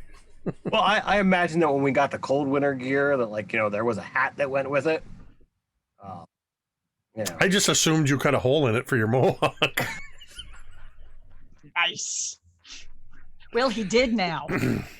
Sure, we can. I mean, if that's what the GM is picturing, who am I to change that? Right? Oh man. As you're getting closer, I'd say you're about 20 feet from the door when suddenly from that door there's an explosion of sound as one of the doors just goes flying open, and you see a kobold tumbling head over heels as it is being tackled by the miniature Chardelin dragon that Yuzdrael had when you met with her. They go skittering across the floor, sort of slam against the wall, just missing where where all the vines are coming out of that elevator shaft or chimney shaft. And the kobold is currently about 20 feet away from you, lying pinned against the wall and floor, desperately holding back as this Chardelin dragon is snarling and snapping, and basically looks like it's trying to rip the throat out of this kobold. What you gonna do? Roll initiative?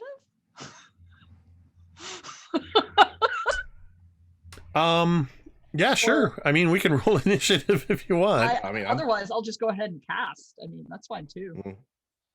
I'll cast Shatter at 3rd level on the Chardelin. I would say, yeah, go ahead and that's a that is a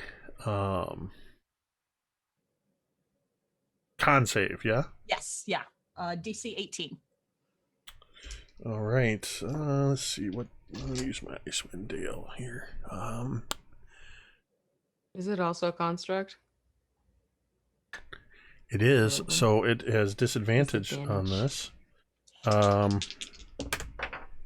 So with disadvantage, that is going to be a that's going to be a 14. Yay! Alrighty then. Let me see if I can get this to do this. There we go. Wait, nope, ignore that. That's the wrong die. Why did it do that? Should be casting. I don't know why it's doing it this way. Give me 1 second. There we go. So, ooh, that's a mighty roll. That's going to be a whole 5 points of damage. As the what does Actually, did that roll right? It's not saying it was 1d20. No, I'm sorry.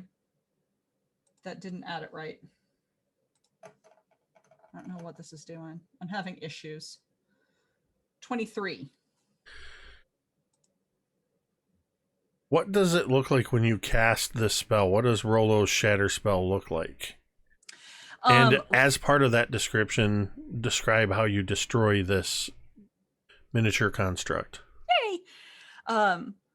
Rollo perks up on Cantriel's shoulder and draws her little paws through the air in this kind of zigzag shape and mutters something quietly in Draconic, and she actually mutters, Okay, time to break, break! And this sort of heat wave, I guess is the best way to put it, because you can't really see sound, but it's just sort of this distortion through the air, flies from her fingertips and launches towards the Chardalyn dragon. And when it hits, these white lines appear all over the dragon, almost like a spider web pattern, like glass cracking. And it all just comes together over it. And then there's this noise and it crashes to pieces on the floor. And because of you actually did more than 3 times the number of hit points that it has in damage. You pulverize this thing. It basically turns to powder. There's no remnants. There's no, yeah.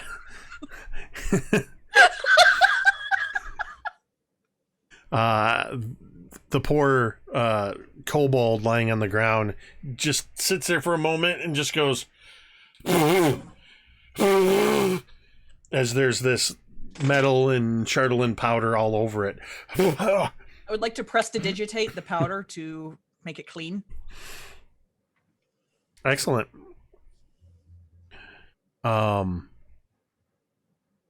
As you do that, this kobold sort of scrambles to its feet and looks over in your direction and sees all of you standing there, and in Draconic just says, "They're back."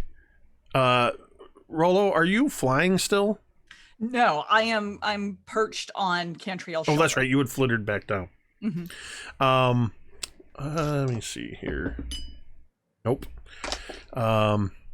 It just says, "You're back. They're back," and beckons you.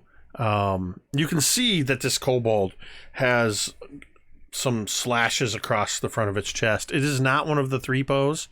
It's actually one of the 3 cooks and attendants that were in attending to Yzdrael. And then says, "Come, come," and motions as it sort of limps back into the room. Do you all follow? As you head into the room, it is not the lavish spread that you had left behind. It looks like a Animal House food fight broke out in here. There's broken furniture. There's food everywhere. There's blood everywhere. And you actually see lying on the table is a kobold arm, and one of the kobolds is tending to Yuzdrael, who it looks as though the construct completely ripped her left arm off. They've basically taken as much of the linens and part of the tablecloth and whatever else they can and trying to staunch the bleeding. But Yuzdrael is sagging in the chair and looking in pretty bad shape. There's the ones that are actually tending to the wounds are actually the Threepos. And the other two attendants that were in the room are both lying dead in the corner. Not good. Nope, not good. Cantriel goes right over and she will, she's still alive, correct? Yuzdrael's alive, but you can see that she's struggling to keep her eyes open, and the sort of reddish color of her scales and leathery skin has become more matte looking. She seems to be losing color, presumably not long for this world. Just cure wounds then. First level cure wounds to get her stabilized at least. And that is going to be 8 points healing. As you cast your spell, you rush over and lay your hands on and cast the cure wounds. You can see that just a little bit of the color comes back. The bleeding is quelled. The magic knitting together some of the blood vessels and the torn flesh at the shoulder. But the arm's gone. You know that the cure wounds isn't going to regenerate a limb. But you've stopped the bleeding, and she seems a little bit better. She looks around at all of you. Hey, are you back? Is it done? It's done.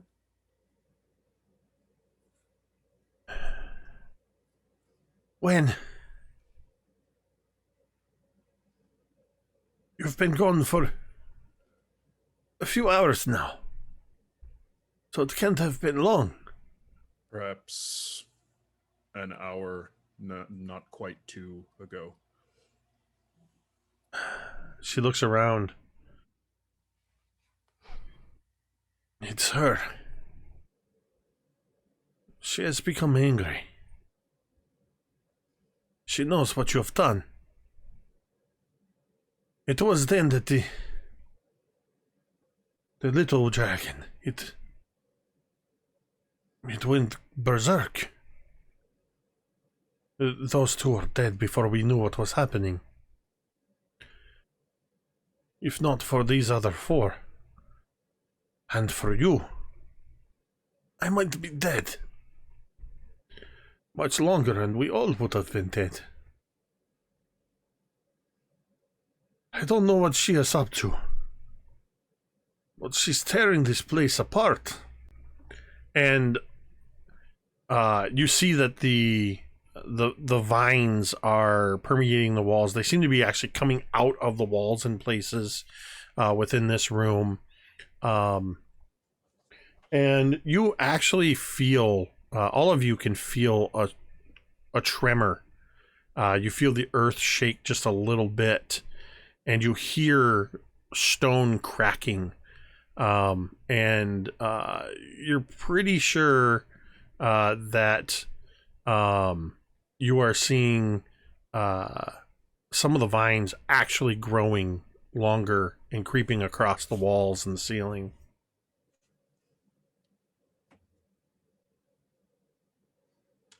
What we do now? I don't know this one. You are not one of mine. Rolo. You are not one of mine. She's with us. And she's like tucking her wings as close to her body as she can right now. Cantriel's got like a protective hand up too. Ystrael sort of looks between the two of you. You are heard. Yes.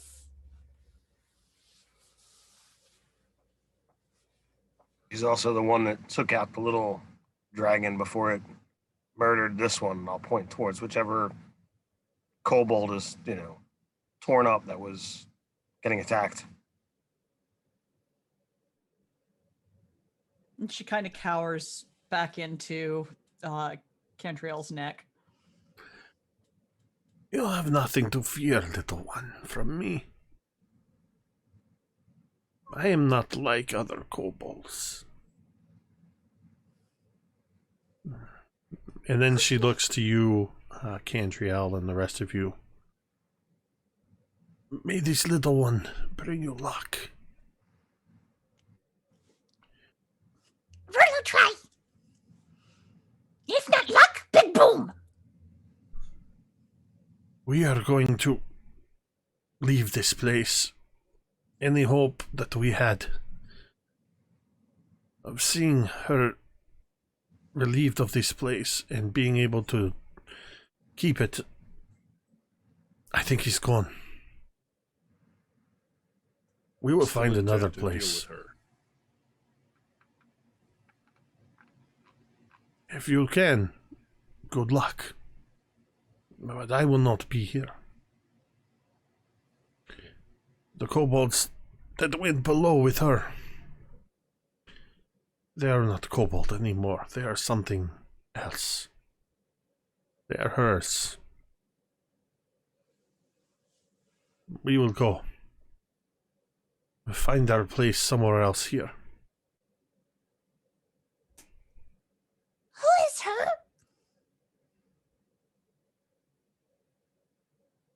Ah, you An really old are new. friend. She's likely the source of all of this vegetable growth. And he'll kind of like gesture over again, not realizing his mistake. She is Druid? Aye. She is. She's got away with plants and nature. Oh. Rolo had Druid friend once. She very nice. She Did she blow always up? talk to flower before she pick it. Did she blow up? Yes. Oh, she did. yes. This druid below created that false dragon. Oh. She not friend anymore.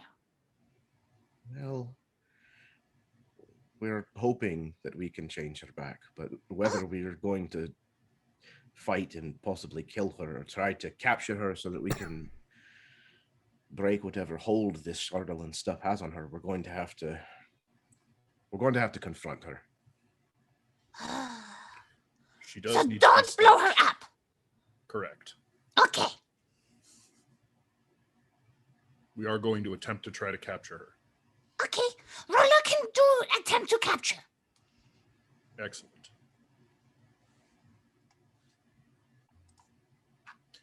You are very useful. Oh, thank you. That's what other bigs say. They always really nice to Rolo. They say she useful, and they give her the scraps of their food to eat, and they let her sleep at foot of bedroll. You didn't have your own bedroll, No, and you didn't have your own food. You only had what was left over. yes, but they gave Rolo all the scraps that they didn't give to dogs. That's not nice. Hmm. Rolo That's, didn't starve. not starving is not being nice. Oh. We can deal with this when it is time to camp. For now, we should begin delving below in search of Vi, yes? Okay. Do you have any spells that would restrain or bind? Let me think. And Rolo starts thinking. Oh no, that one no good. That kill people. That one kill people. That one get away. As Rolo's reviewing her spell book, and Yuzdrael and the three pos and the other kobold, they, while you were talking, the three pos had disappeared to another room, and they come back with what looks like cold weather gear, and they're helping Yuzdrael to her feet and kind of getting her jacket on, and they're preparing to leave this place. But there's this moment as you're all sort of standing there in the dining hall, you feel the entire fortress begin to shake, and it feels as if the mountain itself is shaking apart. And I need everybody to make a dexterity saving throw. I'm going to check for my kobolds. Does this count as being able to see the effect, or would it not? No, this isn't a visual thing. This is just Okay. more of just a sudden lurching of the ground. Let's see. Anyone else having issues with the digital dice tonight? I haven't actually rolled them yet, so Haven't been using them. No. I'm just gonna get Yeah, I got physical. let's see, +2. So use trials at disadvantage. Ooh, still got a 19. Use trial keeps her feet.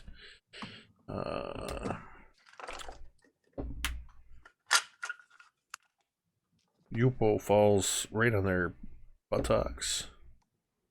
The three pos fall into one another, collapsing into one another.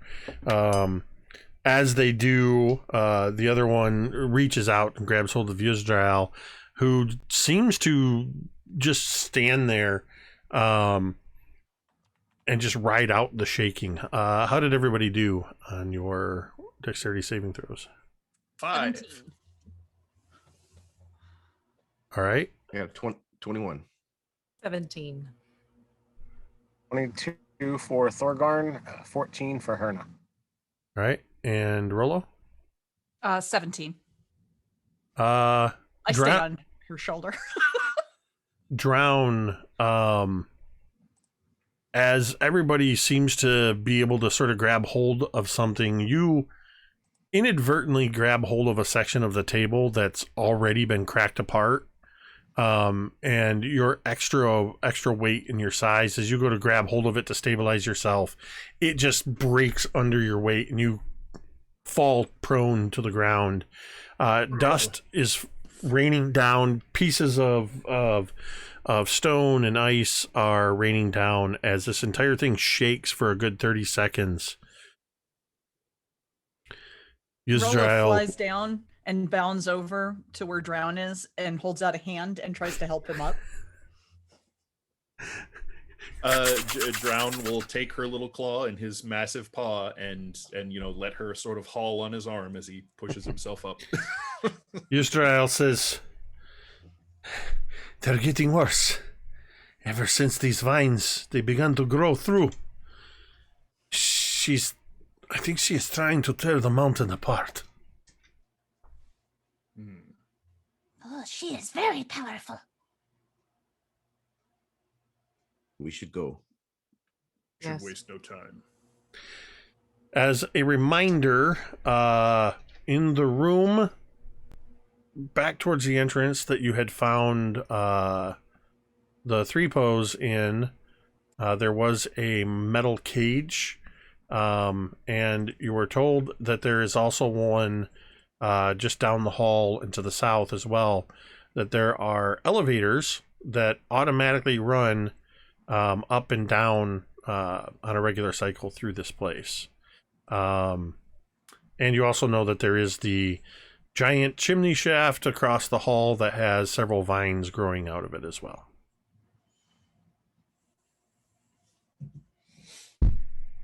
Might The be better to elevator's take. still functioning. Yeah. I do not know. We have all been in here since this all started to happen. So let's. With the way that with the way that this place is starting to come apart, I don't know that taking the elevator is a great idea. I think we might have to risk climbing down the vines. In Draconic, Israel says to the fourth kobold, the one that isn't one of the three pos,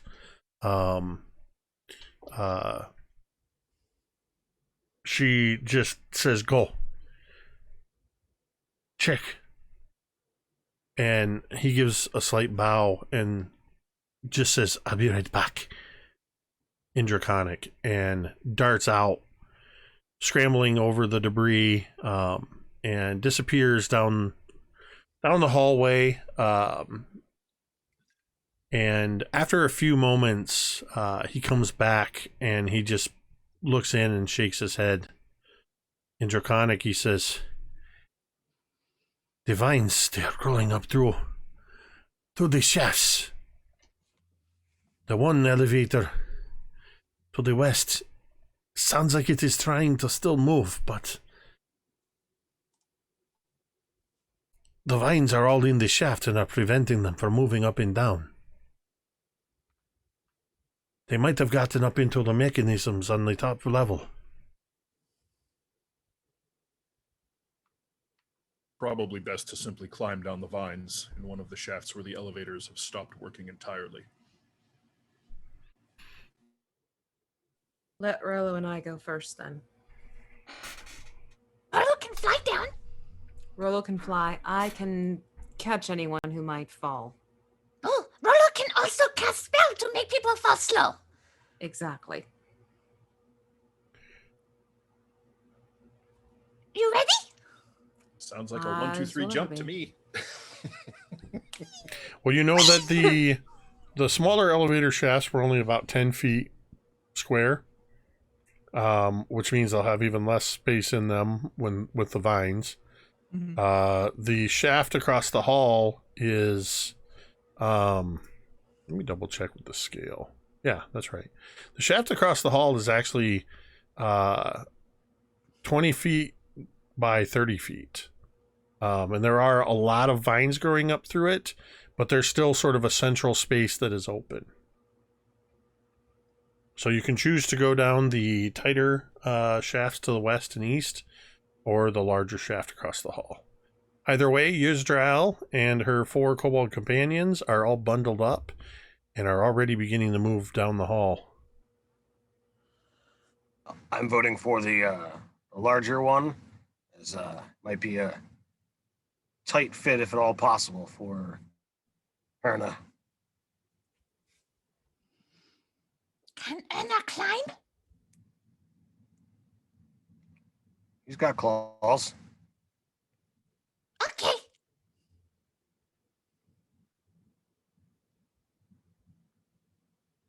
And Rolo will bound over to the opening of that particular shaft and turn around and look at Cantriel. We go? We go. She dives off the side of it down in, just swan dives down the hole. Yeah, I'm really starting to like this one a little bit more. I'll go down next, and that way, if any of you have a little oopsie-daisy, hopefully one of us can catch you in time. And Cantriel will not swan dive. She will, swing her legs over and start clambering down. All right. This for Talmud and Cantriel has a certain familiarity to it. Very reminiscent of climbing down to Belak's lower layer. And as you recall, Vi actually fell, and momentarily you all thought, she herself thought she broke her back, but she broke her staff when she fell into the moss at the bottom. This is very reminiscent of that, minus the bioluminescent elements of growth. I need from everybody who is climbing, I need athletics checks as you begin to descend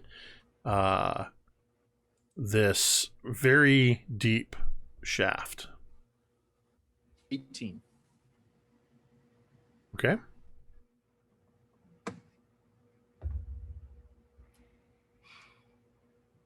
The drown got an 18, Cantriel. That's a 22. Thorgarn and was it Henna? Erna. Erna. Well, my rolls were utter shite. That's a 16 for me, and a 9 for the owlbear. All right. There's, little things that float above. There are my head that people 144 kinda give domain us. dice available. Sure. They get excited when they use them, and then they'll give us Alright, more, and so- it's fun. So Herna's new roll is a 15, Okay. and mine's now a 21. All right. So you used rerolls for both of you? Yep. All right. There we go. Talmud. Got a 21. All right. So for the first section of this, as you're all climbing down, you're finding these vines there's a lot of them, and you're able to find hand and footholds. In places they're a bit slick because they're frosted over.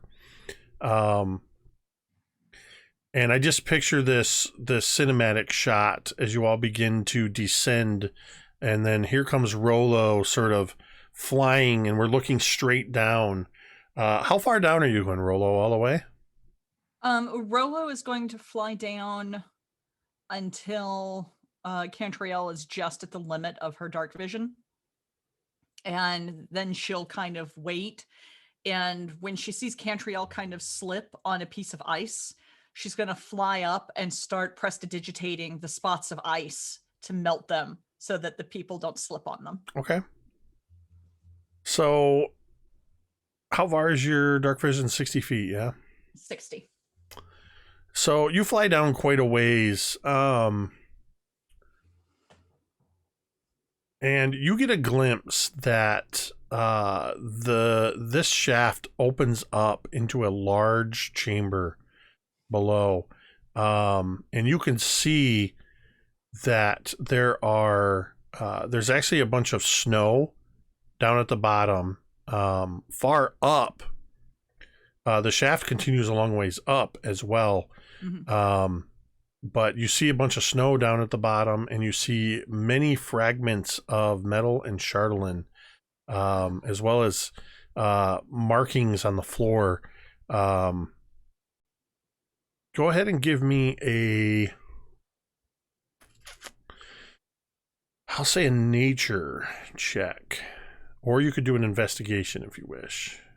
Sorry. I'm going to go with investigation. Jake, is the fortress breached to the sky? Did I miss some description It's of that? not, but you did see. You guys are fairly certain that the chatelaine dragon ascended this shaft and burst out the top of it, but there was some kind of doors at the top that are closed now. Right. It's a 29 on my investigation. This looks like below was either the lair or construction point of this chatelaine dragon. Very clear markings that would match up with the size and shape of its claws, where this thing probably clawed into the ground as it took to the sky through this shaft not long ago. Oh no. I- Okay, okay. I fly back up and I tell Cantriel. what? Down there, it looked like that's where the Chatelaine dragon came from. Oh, this just gets even better. Mm-hmm. It looked dangerous. Should I tell others? Carefully, yes. Let them know. Okay.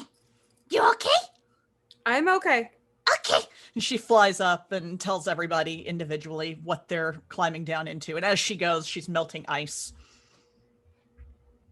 So everybody go ahead and make another athletics check at advantage as Rollo is prestidigitating away the ice, making it a little bit easier for you to get to your hand and footholds. 24.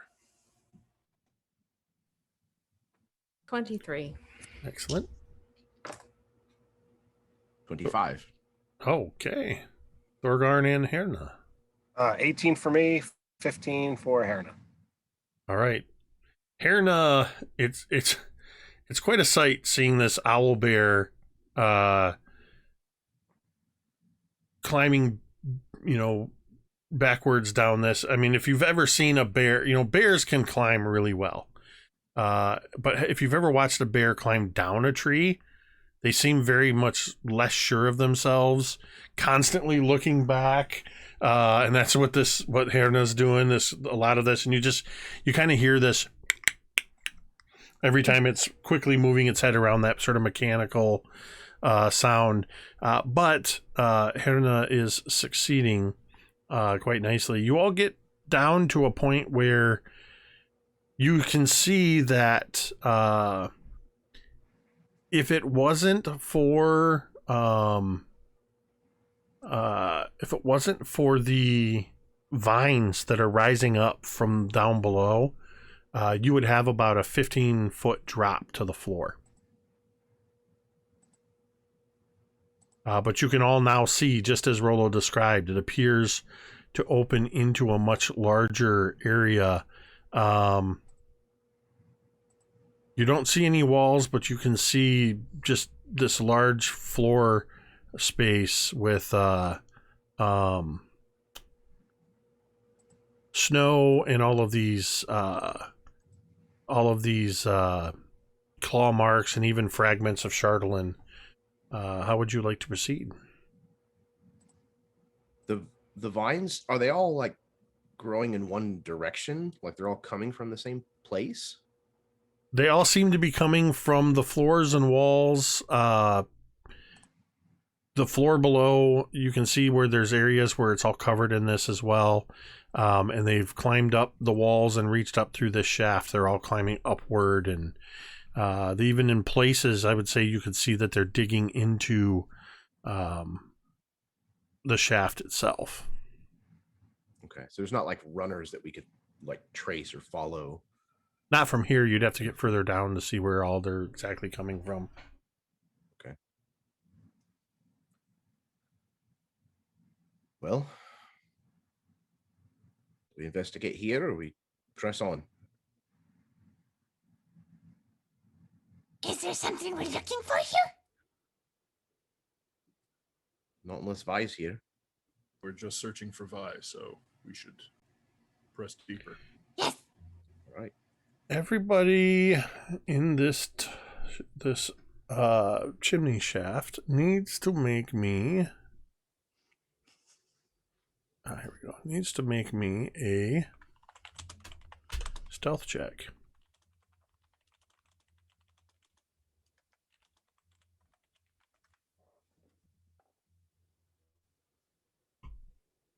Oh dear. I don't think I'm good at stealth. I'm going to spend I'm a actually not domain bad. die. All right. And That's a gives me 30. 21. I think I'm going to spend a domain die too. Oh yeah, I would like Yeah, to do I'm that not as sorry. well. Oh God. Because I did not roll good. Okay, so we got a 30. What was the other number? 21. 21. All right, who all spent domain dice? I only took one off. So 2 more. I got Dan's. That puts us at 139.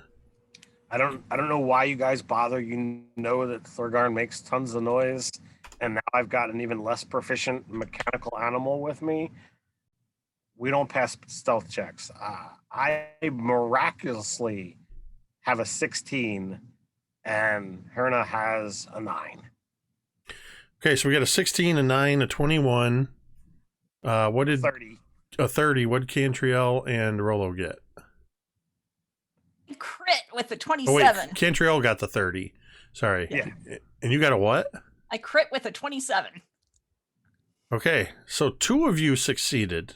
4 of you failed.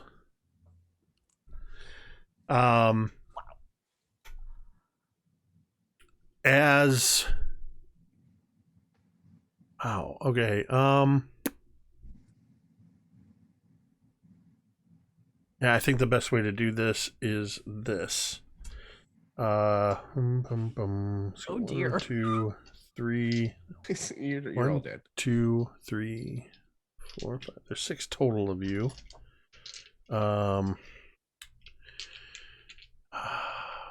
Just the spells. All right, that's 5. I need one more d20. Okay. So there's a crit. So let me do this way. I'm just gonna grab dice without looking. This is Dan. This or Drown. This is Cantriel. This is Rolo. This is Thorgarn. This is Herna, and this is Talmud. Okay. Drown. Does a 16 hit you? Okay, so that's a hit. Does a 21 hit Cantriel? Or sorry, never mind. That was a dumb question. It's not a 21. It's a 26. That Yeah, that's doesn't right. hit. The 21 would have. Right. The 26 It's a does. 26. That's a dirty 20 against Rolo. That hits. That's a 13 against Thorgarn. Nope. That is a 29 against Herna. And a natural 20 versus Talmud. So You couldn't have given me the natural 20? So the loudest one in the group is the one who didn't get hit. right.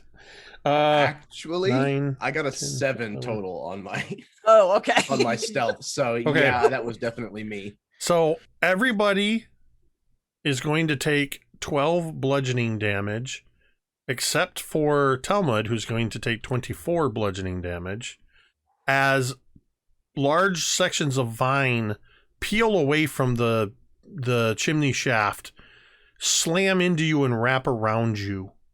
Talmud, you see this happening all around you as all of your friends and your steed are being struck with these thick vines, and you somehow manage to hold on, and you're ducking and dodging as they're grasping. You see poor Rolo get ripped out of the air by one of these vines. And immediately, as soon as they're grasped, everybody is pulled down into the chamber below. As they're all pulled down into this room, and you're all sort of dragged through the room, you see, Thorgarn, what you see, of course, is everybody they get pulled out of sight about... with the floor about 15 feet. I'd say you're about maybe 20, 25 feet up. You So see everybody get dragged out of sight. As soon as they're being pulled, I'm like charging after them. How are you doing that? You're on a vine up We're not 25 on the feet. ground yet. You're not on the ground yet. You were all Oh. still in the shaft. Oh, okay. I'm trying to see how many times I can say shaft during the stream. Yeah, you are. I will jump and try to catch on to Erna. All right, make me an athletics check.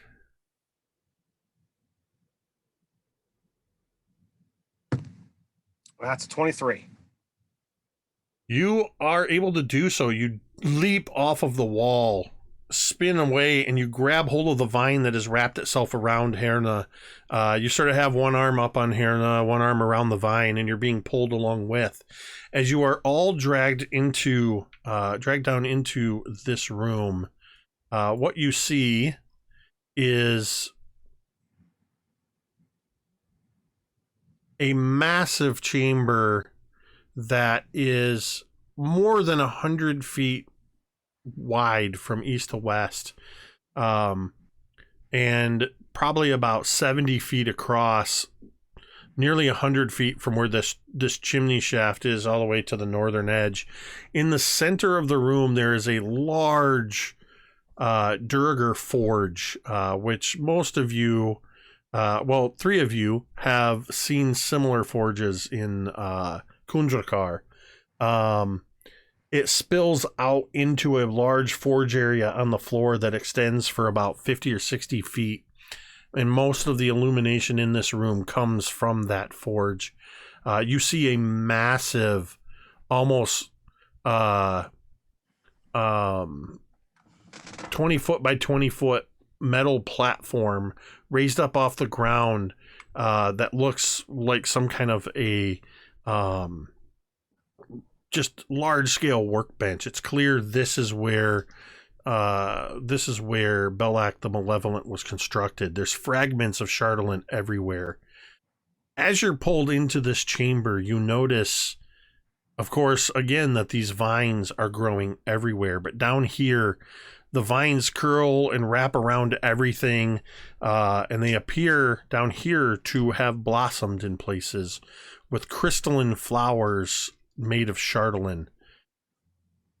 On the northern end of the room, illuminated in the glowing light of the forge, near the ceiling, suspended by vines that curl around her wrists and her waist and her ankles,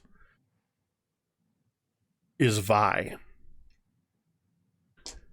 As she's motioning like this, and she holds in one hand a wicked-looking staff of what looks like fire on one end and ice on the other.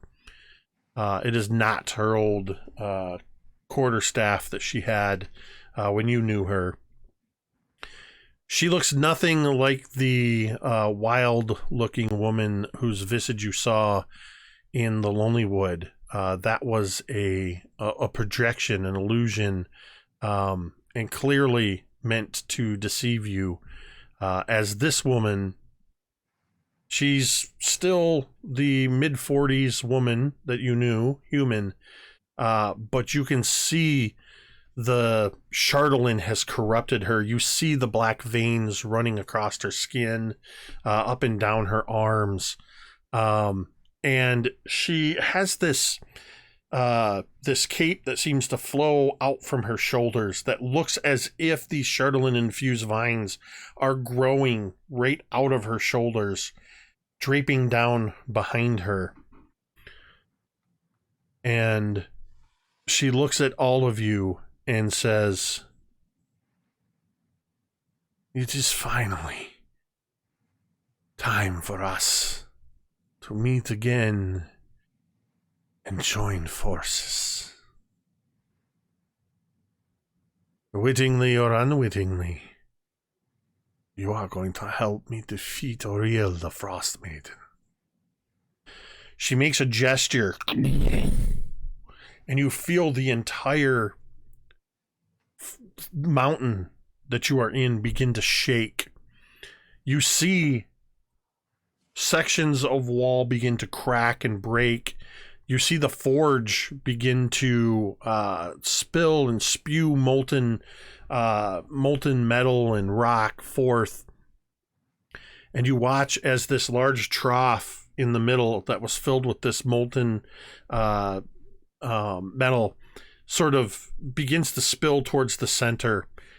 And the forge crashes down to one side, breaking away and opening the hole even further, opening a roughly 20 foot by 20 foot hole in the center of this room. You feel the lurch even as you're suspended from these vines. And you see through that hole, as it appears the entire fortress of Sunblight has broken free of the mountain and is rising into the air.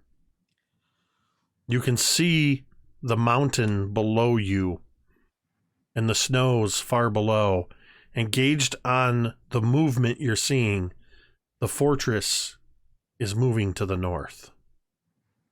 And that is where we're going to end our session tonight.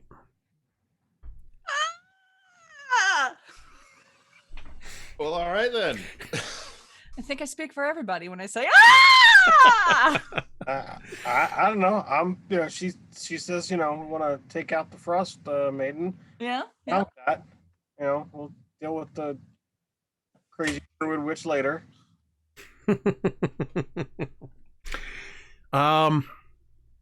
Yeah, I didn't know for sure if you guys would get to this point tonight. My only regret is that M can't be here to see the wicked way in which I'm twisting her old character. But B, for those that have seen the early season, the first season, and know who Vi is and know that Vi was M's character, I have full permission from M to use Vi to my will. And I love that. Vi's Moving Castle. I love it. So yeah, you are all currently grappled by vines suspended about 10 or 15 feet in the air. Vi the Corrupted is here in the room with you, and the fortress is now flying through the air. So we'll see how you guys quickly deal with this one in our next session. Yeah.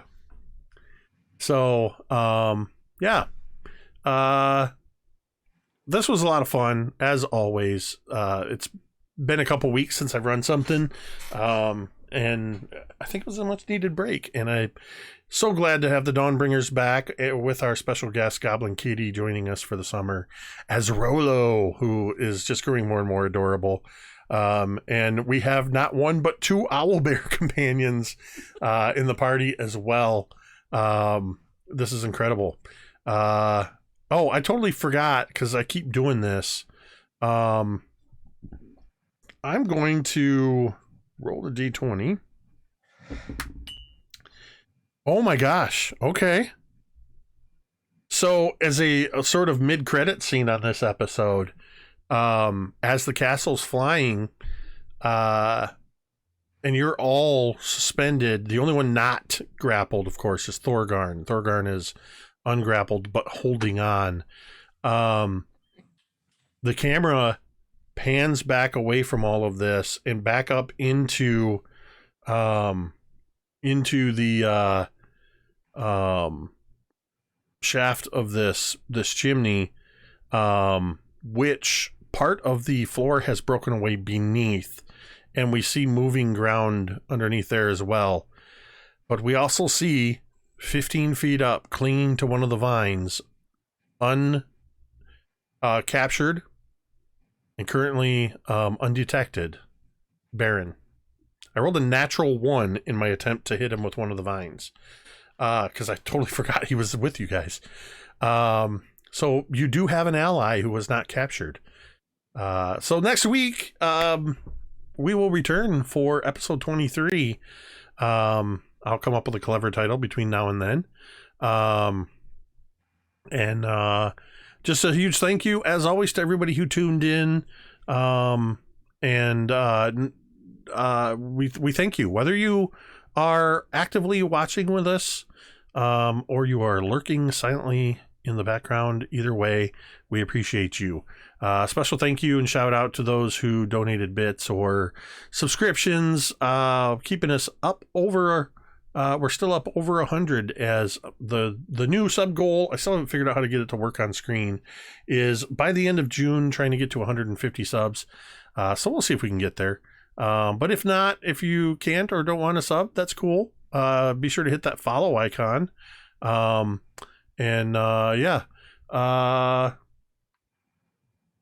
Real quick, because I don't normally do this, but I see the question in there from what appears to be a relatively new viewer. DM Chromie asking, I have a DSLR camera that I'm using, and carefully tuned lighting as well. That's why my camera looks so sharp. Also, my beard gives me a +3 to charisma and presentation. So there's that as well.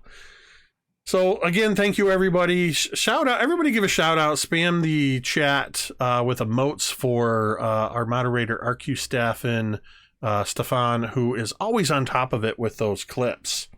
And we appreciate you, RQ Stefan. And of course we also appreciate V gracing us yet again with a wonderful song. I think at this point we're getting close. By the time this campaign's over, we'll be able to release Cantriel's greatest hits. Yes. I have to go back through all of the old VODs and pull together clips of all of the Cantriel songs, because Cantriel has sung quite a few songs for us, and we always do appreciate that. It's always a nice treat. So somebody tells me that there's a pretty big finale happening tonight, so there's not a lot of people streaming. We're going to go ahead and we're going to end the stream here in just a moment, but I do of course want to say, as always, a huge thank you to Dan, V, Goblin Katie, this time I almost called you by your character names, Ted and Jeremy, without whom it would just be me talking to myself for 3 hours. With that, we are going to go ahead and end the stream the same way we end every stream, and you can say it with me if you want. Where'd that castle go? We're screwed.